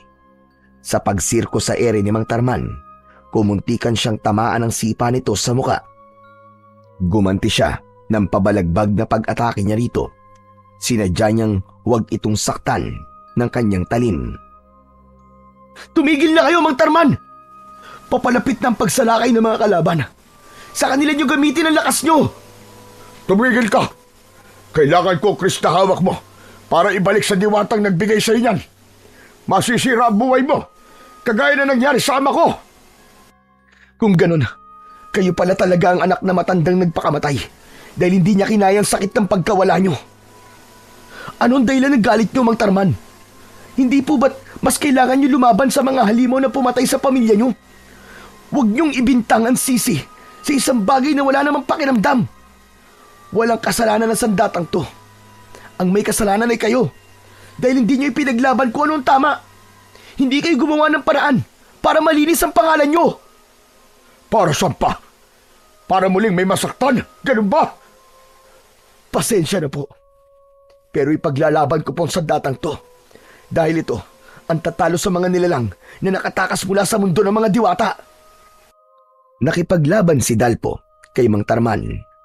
Nagulat siya sa galing ni Mang Tarman. Kahit lasing ang anyo nito, ang bawat galaw ay mabilis, matalim at puno ng bagsik. Ang kamao ay parang bato at ang mga paa ay lumilipad sa ere na parang sanay na sanay sa pakikipaglaban. Sa bawat salpukan nila, kumikislap ang kris sa madilim na kagubatan, habang ang mga sigaw at dagundong ng kanilang laban ay umaalingaw-ngaw na parang kulog. Doon lamang napagtanto ni Dalpo, hindi ordinaryong lasinggero si Mang Tarman. Sa likod ng kalasingan at pagiging magbubukid dito, may tinatagong husay at lakas na mas lalo niyang kinatatakutan at pinagtatakhan. Pareho silang hingal na nagpahinga, ngunit biglang umalingasaw ang mabahong singaw sa paligid. Nandito na sila, Mang Tarman. Kailangan ko ng kumilos para sa kaligtasan ng lolo seryo ko. Anong ibig mo sabihin? Sinabi sa akin ng diwata na nagbigay sa akin ng agimat na kris. Ngayon sasalakay ang mga kampo ng kadiliman na aagaw sa baryo natin. Kailangan ko nang umalis, Mang Tarman. May iwan ko na kayo rito. Imbis sumagot, ay dumukot ito ng isa pang bote ng alak sa bulsa at inubos nito ang laman ng bote. Kaya naman, dismayadong napuna ni Dalpo ang ginawa na yon ni Mang Tarman. Bakit kayo nagpapakalasing? Matapang na alak ang tuba na iniinom nyo. Wala po ba kayong pakialam sa buhay nyo? Nagkakabali ka. Dito ako kumukuha ng lakas, bilis at husay sa pakikipaglaban. Kasabay ng pagsasabi nito sa sikreto tungkol sa alak, ay umalis na ito sa kanyang harapan at mabilis na naglaho sa dilim.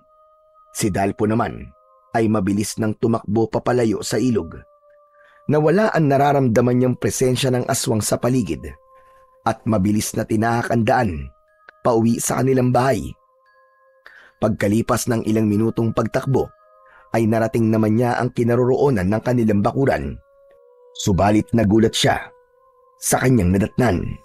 Paglabas ni Dalpo mula sa masukal na daan, tumigil ang kanyang mga paa at napako ang paningin sa tanawin sa tapat ng kanilang bahay.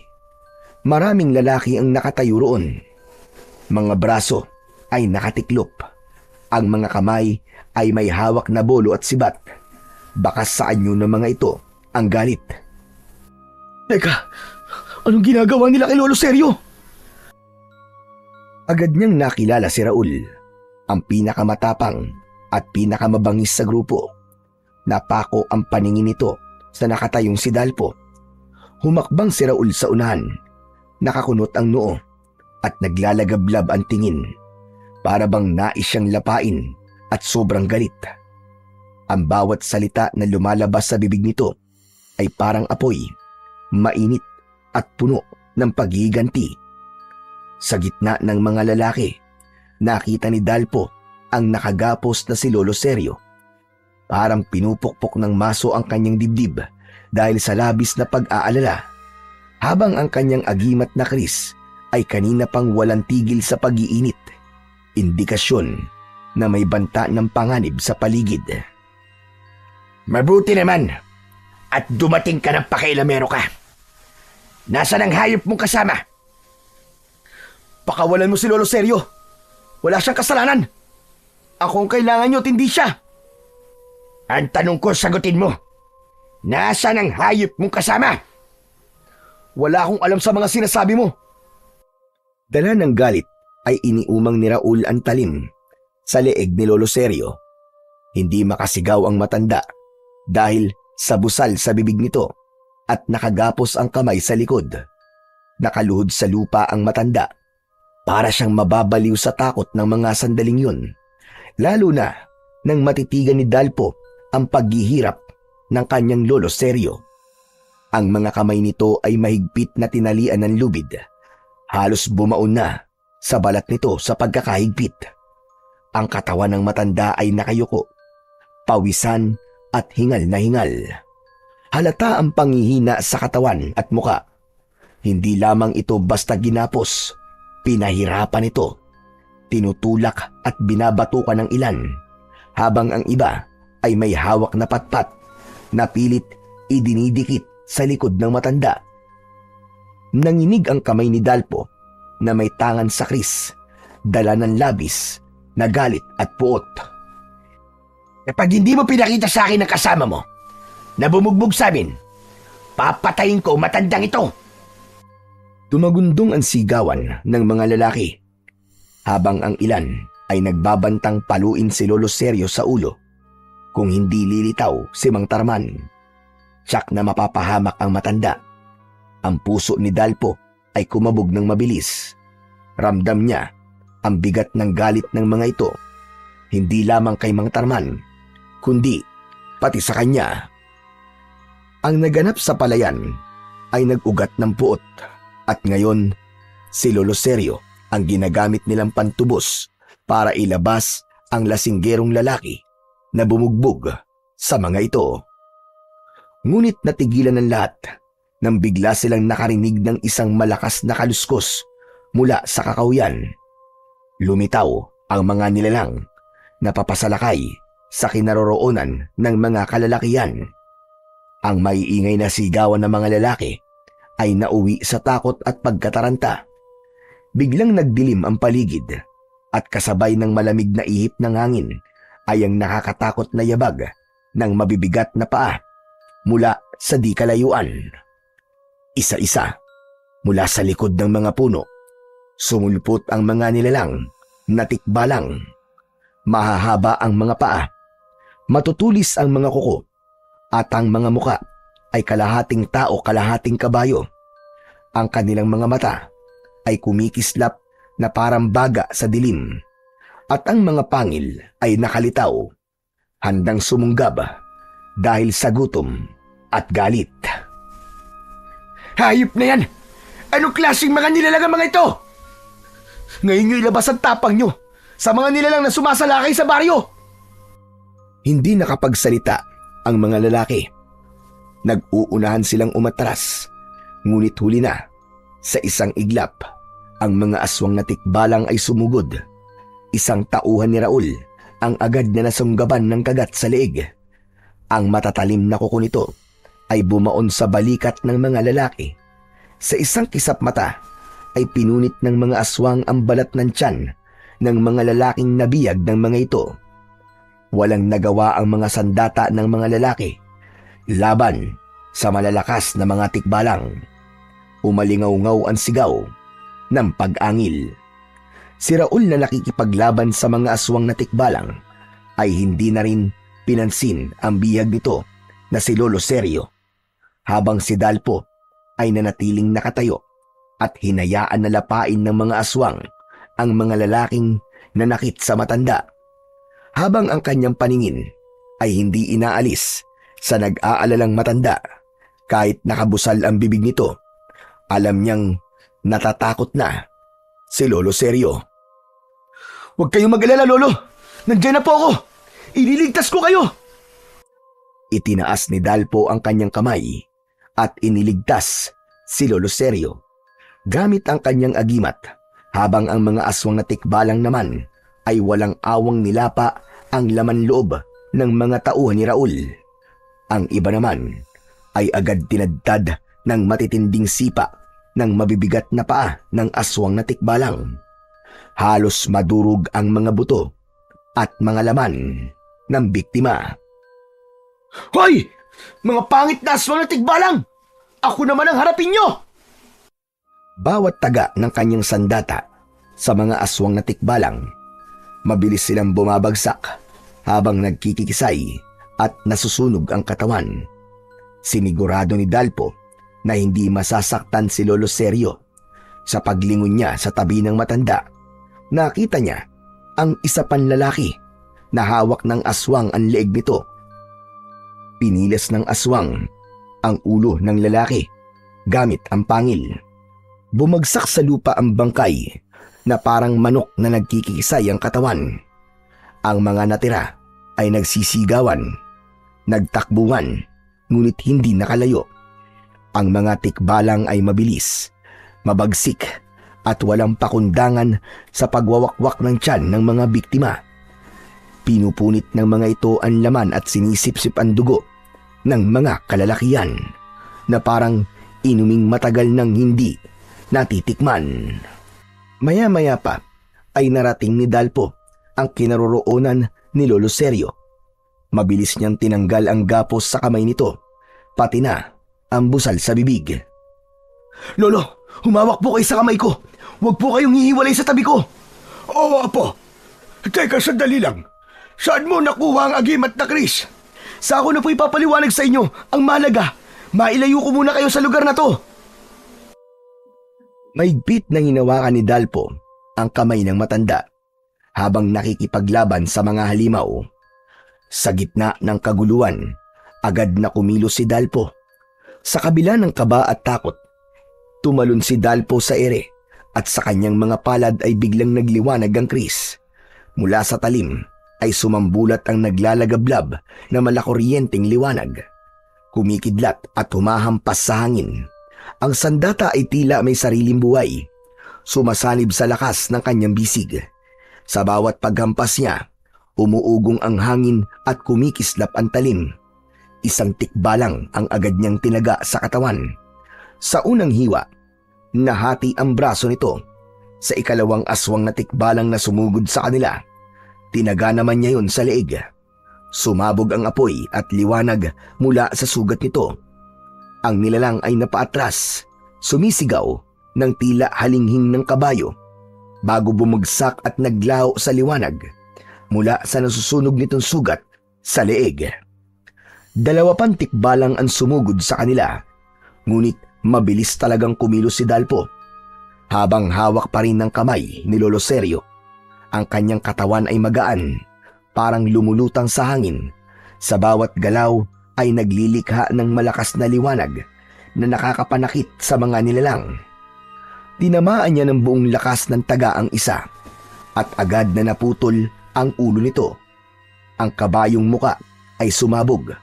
Hindi kinaya ang lakas ng kanyang sandata at ang kulay itim na dugo ay sumambulat sa lupa. Ang isa namang tikbalang ay sinunggaban siya. Ngunit bago bumaon ang mga pangil nito sa kanyang katawan, sinaksak niya ito ng Chris sa tiyan, kasabay ng malakas na sigaw. Pumutok ang katawan nito at sumambulat ang laman sa kanilang harapan. Lolo Seryo, kailangan niyo na po pumasok sa loob ng bahay natin. Baka masaktan po kayo dito. Hindi sila nauubos. Sige, mag-iingat ka, Apo.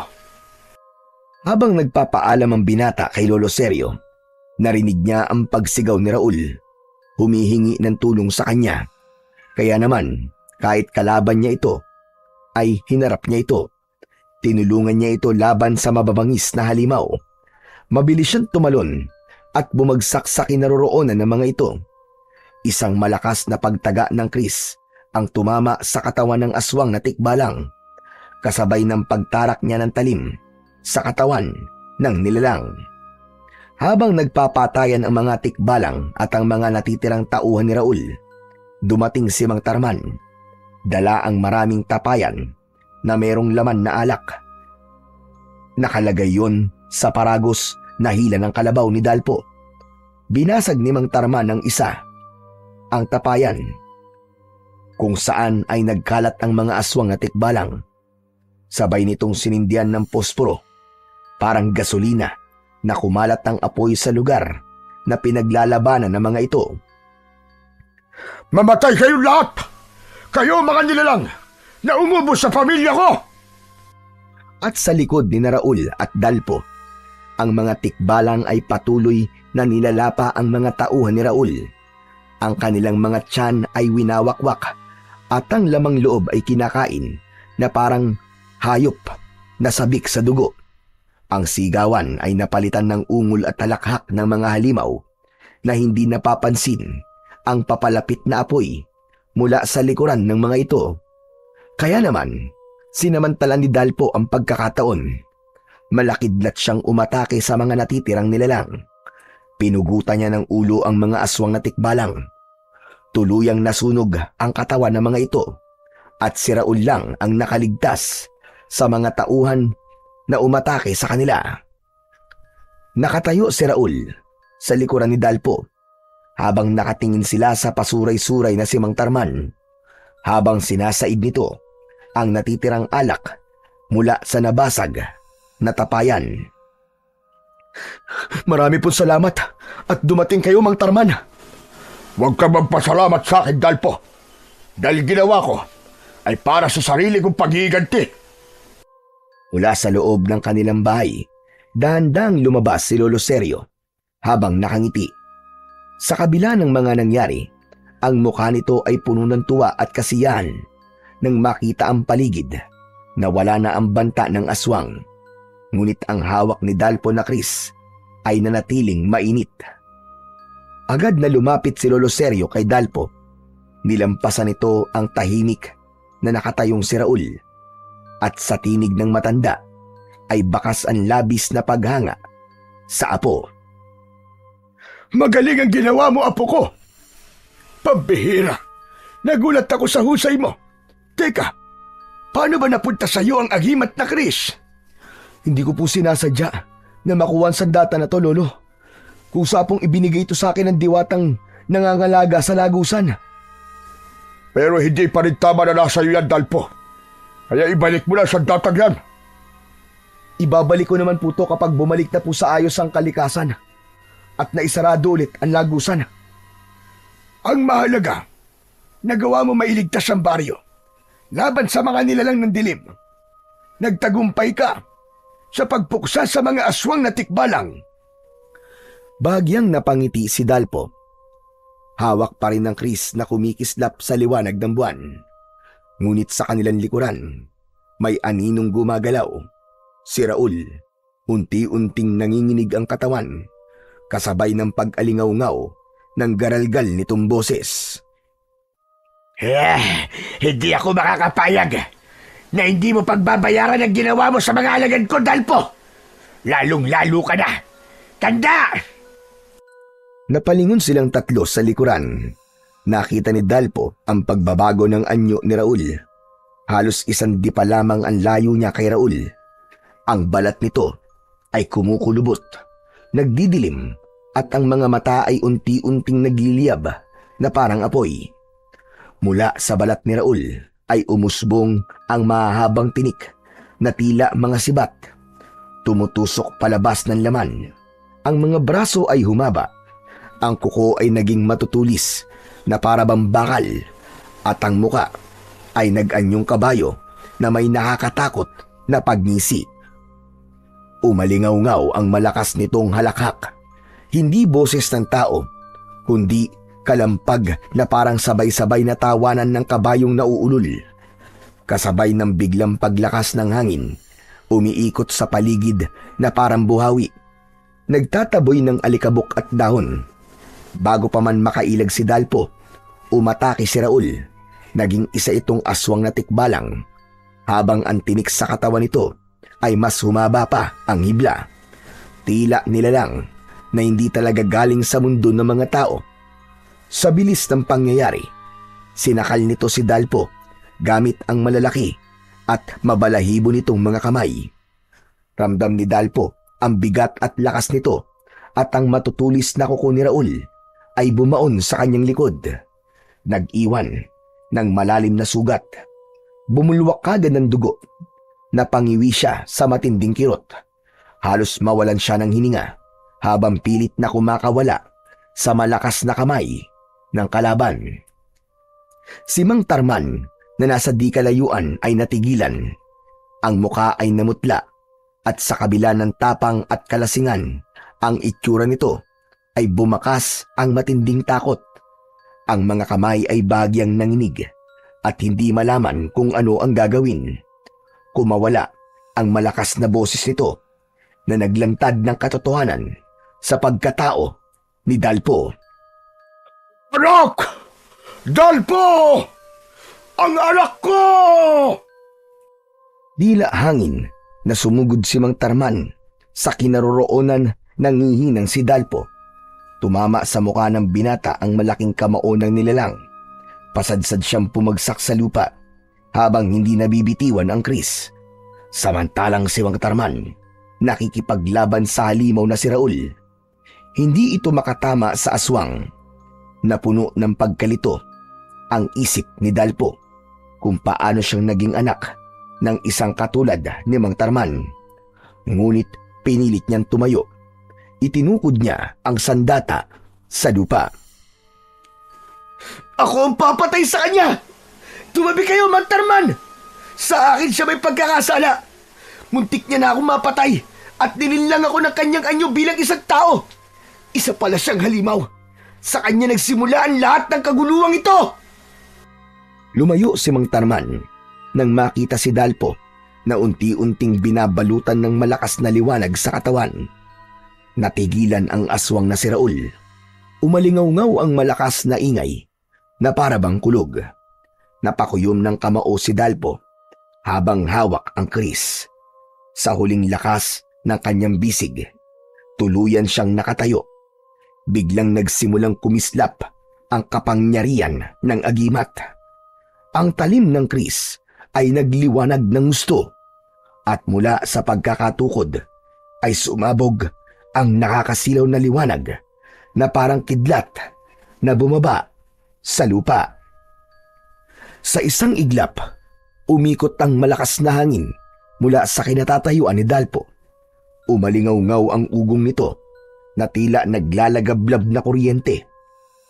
Ang mga alikabok, dahon at bato ay tumaas at umikot din sa ere.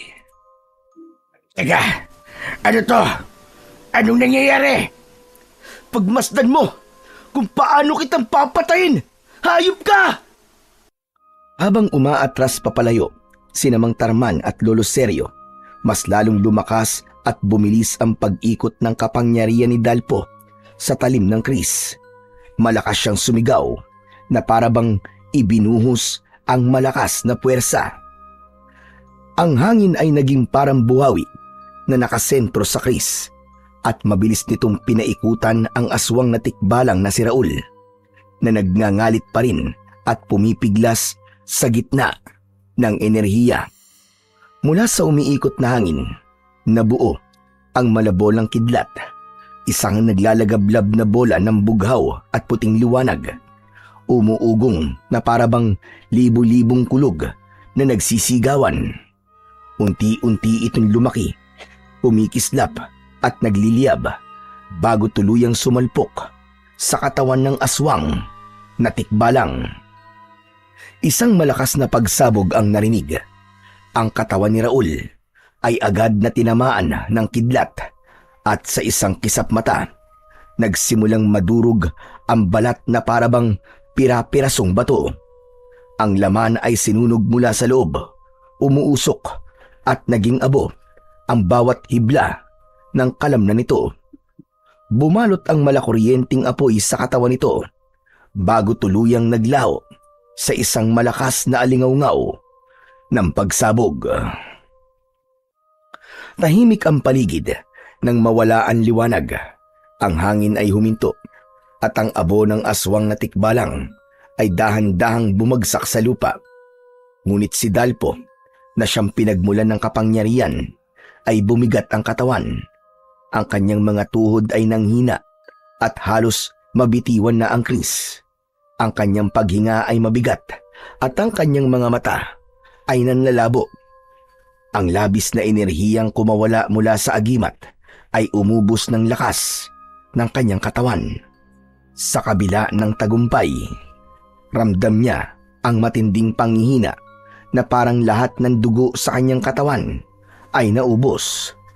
Sa tabi niya, nakatingin si Mang Tarman at Lolo Seryo, parehong mangha at nag-aalala.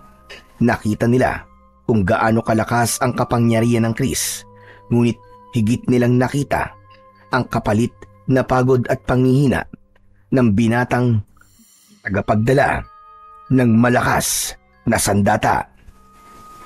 Lumapit si Mang Tarman nang may pag-aalala at pinanindigan ang pagtawag nito sa kanya ng anak. Anak, ayos ka lang ba ha?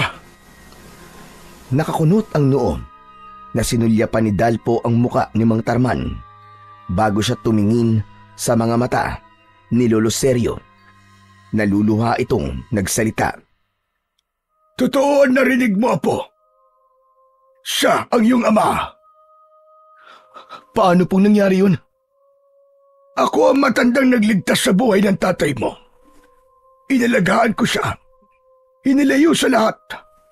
Nagkaroon siya ng pamilya at ikaw ang naging bunga. Ngunit ang pagiging dugong manunugis ay nananalaytay pa rin sa kanyang dugo. Kinalaban niya mga aswang at nangyari din sa kanya ang nangyari kay Tinoy. Apo ka ng lalaking mandirigma na madalas kong ikwento sa iyo. Yun ang paraan ko para sana masabi sa iyo ang buong katotohanan. Ngunit palagi naman akong nauunahan ng takot na baka kasuklaman mo ko. Bakit hindi po ako lumaki kasama ni tatay? Si Mang Tarman naman ang sumagot sa tanong ni Dalpo habang naluluwa ito at nanginginig ang kamay na nakaalalay sa kanya. Dahil natakot ako na baka balikan ka ng mga taong pumatay sa nanay mo. Huli na malaman kong ang taong nanakit sa asawa ko ay nasa ilalim lang pala ng hipnotismo ng itim na diwata. Natauhan ako, anak, sa mga sinabi mo kanina. Ang laki ko palang tuwag. Patawarin mo ko dahil naging mahina ako. Kahit kailan ay hindi kanya iniwan, Dalpo. At alam mo yan. Naluluwa na napasulyap si Dalpo sa mukha ng kanyang ama. Para saan pa kung magagalit siya rito? Wala nang magbabago. Ngunit hindi mawawala ang katotohanan na si Mang Tarman ang kanyang ama. Yun po ba ang dahilan kung bakit kayo palaging umiinom ng alak, tatay? Masyado niyo pong sinisi ang sarili niyo. Teka, tama ba narinig ko? Tinawag mo akong tatay, anak. Ang ibig ba sabihin nito Tinatanggap mo na ako, anak. Naiintindihan ko po kung bakit niyo po ginawa yun, Tay. Nagsakripisyo po kayo para sa kaligtasan ko. Wala pong dahilan para hindi ko po kayo matanggap. Si Lolo Seryo. Totoo ko po ba siyan, Lolo? Malungkot na tumungo si Mang Tarman bilang sagot sa tanong ni Dalpo.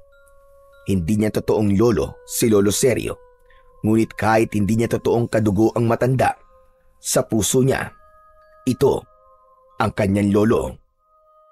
Aalis na ako. Tapos na ang misyon ko sa inyong mag-ama. Lolo Seryo, saan po kayo pupunta?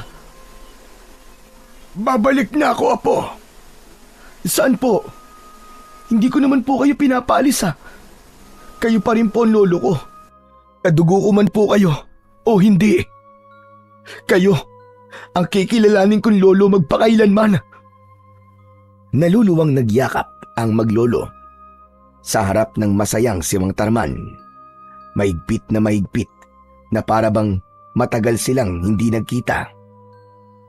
Ngunit biglang nagliwanag ang ilaw sa talim ng agimat na kris. Bumalot ang liwanag sa buong katawan ni Lolo Seryo. Gulat na gulat si Dalpo nang marinig ang pamilyar na boses ng matanda. Hindi siya maaaring magkamali dahil ang boses na yon ang narinig niya sa loob ng kuweba. Lolo, totoo po bang naririnig at nakikita ko? Oo, ako nga po. Ako ang naririnig mo ngayon.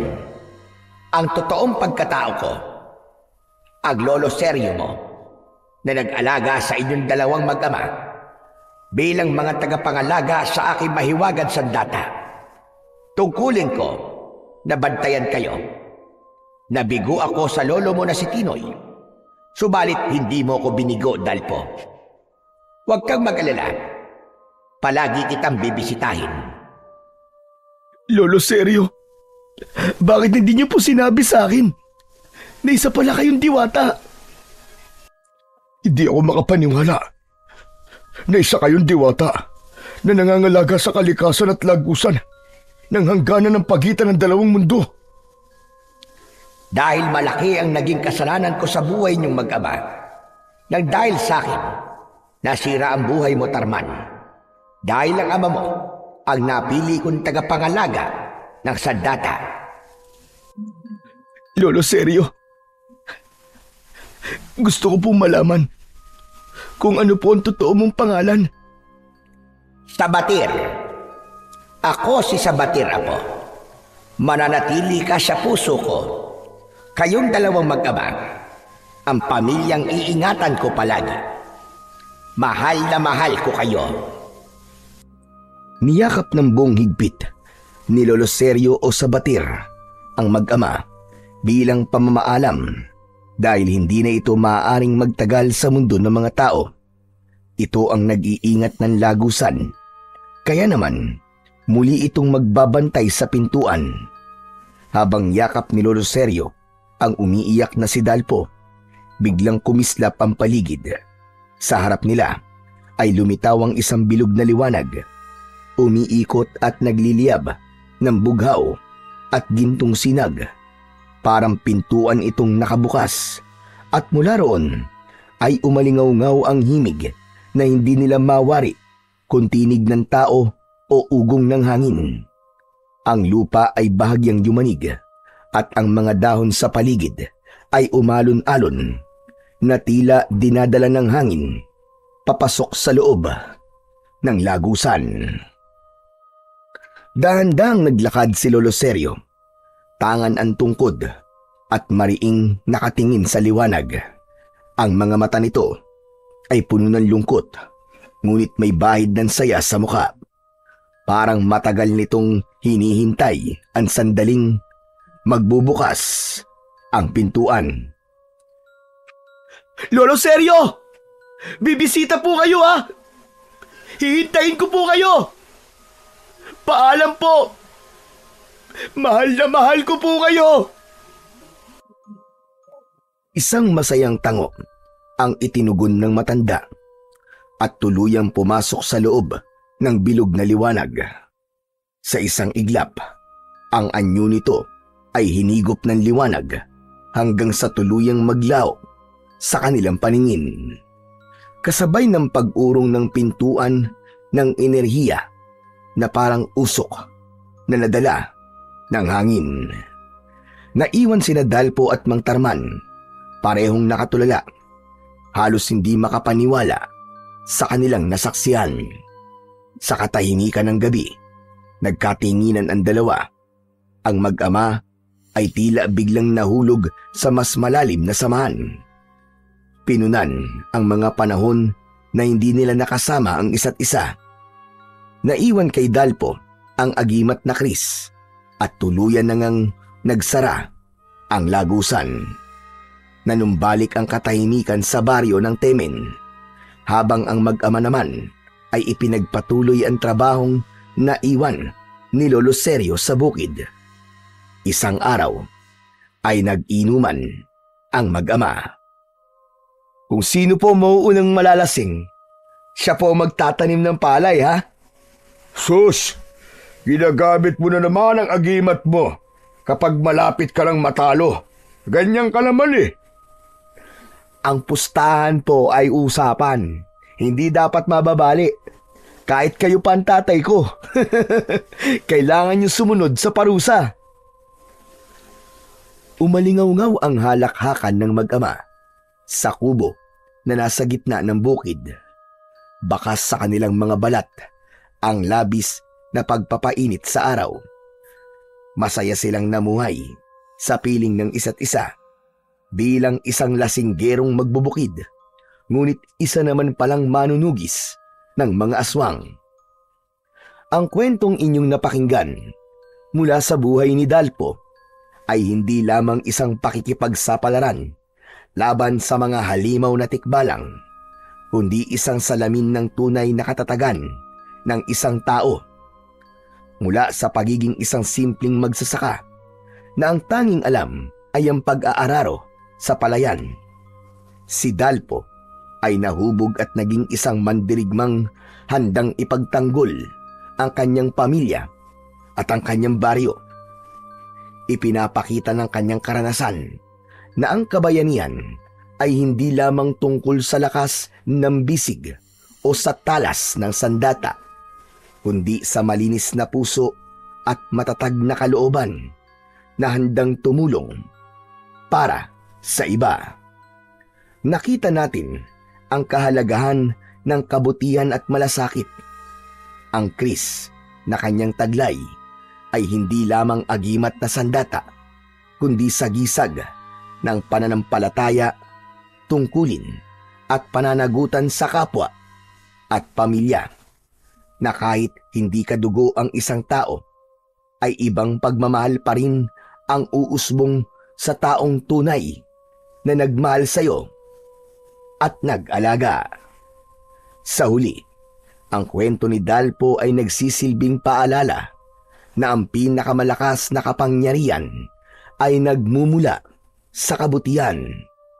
Walang halimaw, gaya ng tikbalang o kahit na anong nilalang ng dilim, ang kayang manaig laban sa puwersa ng kabutihan.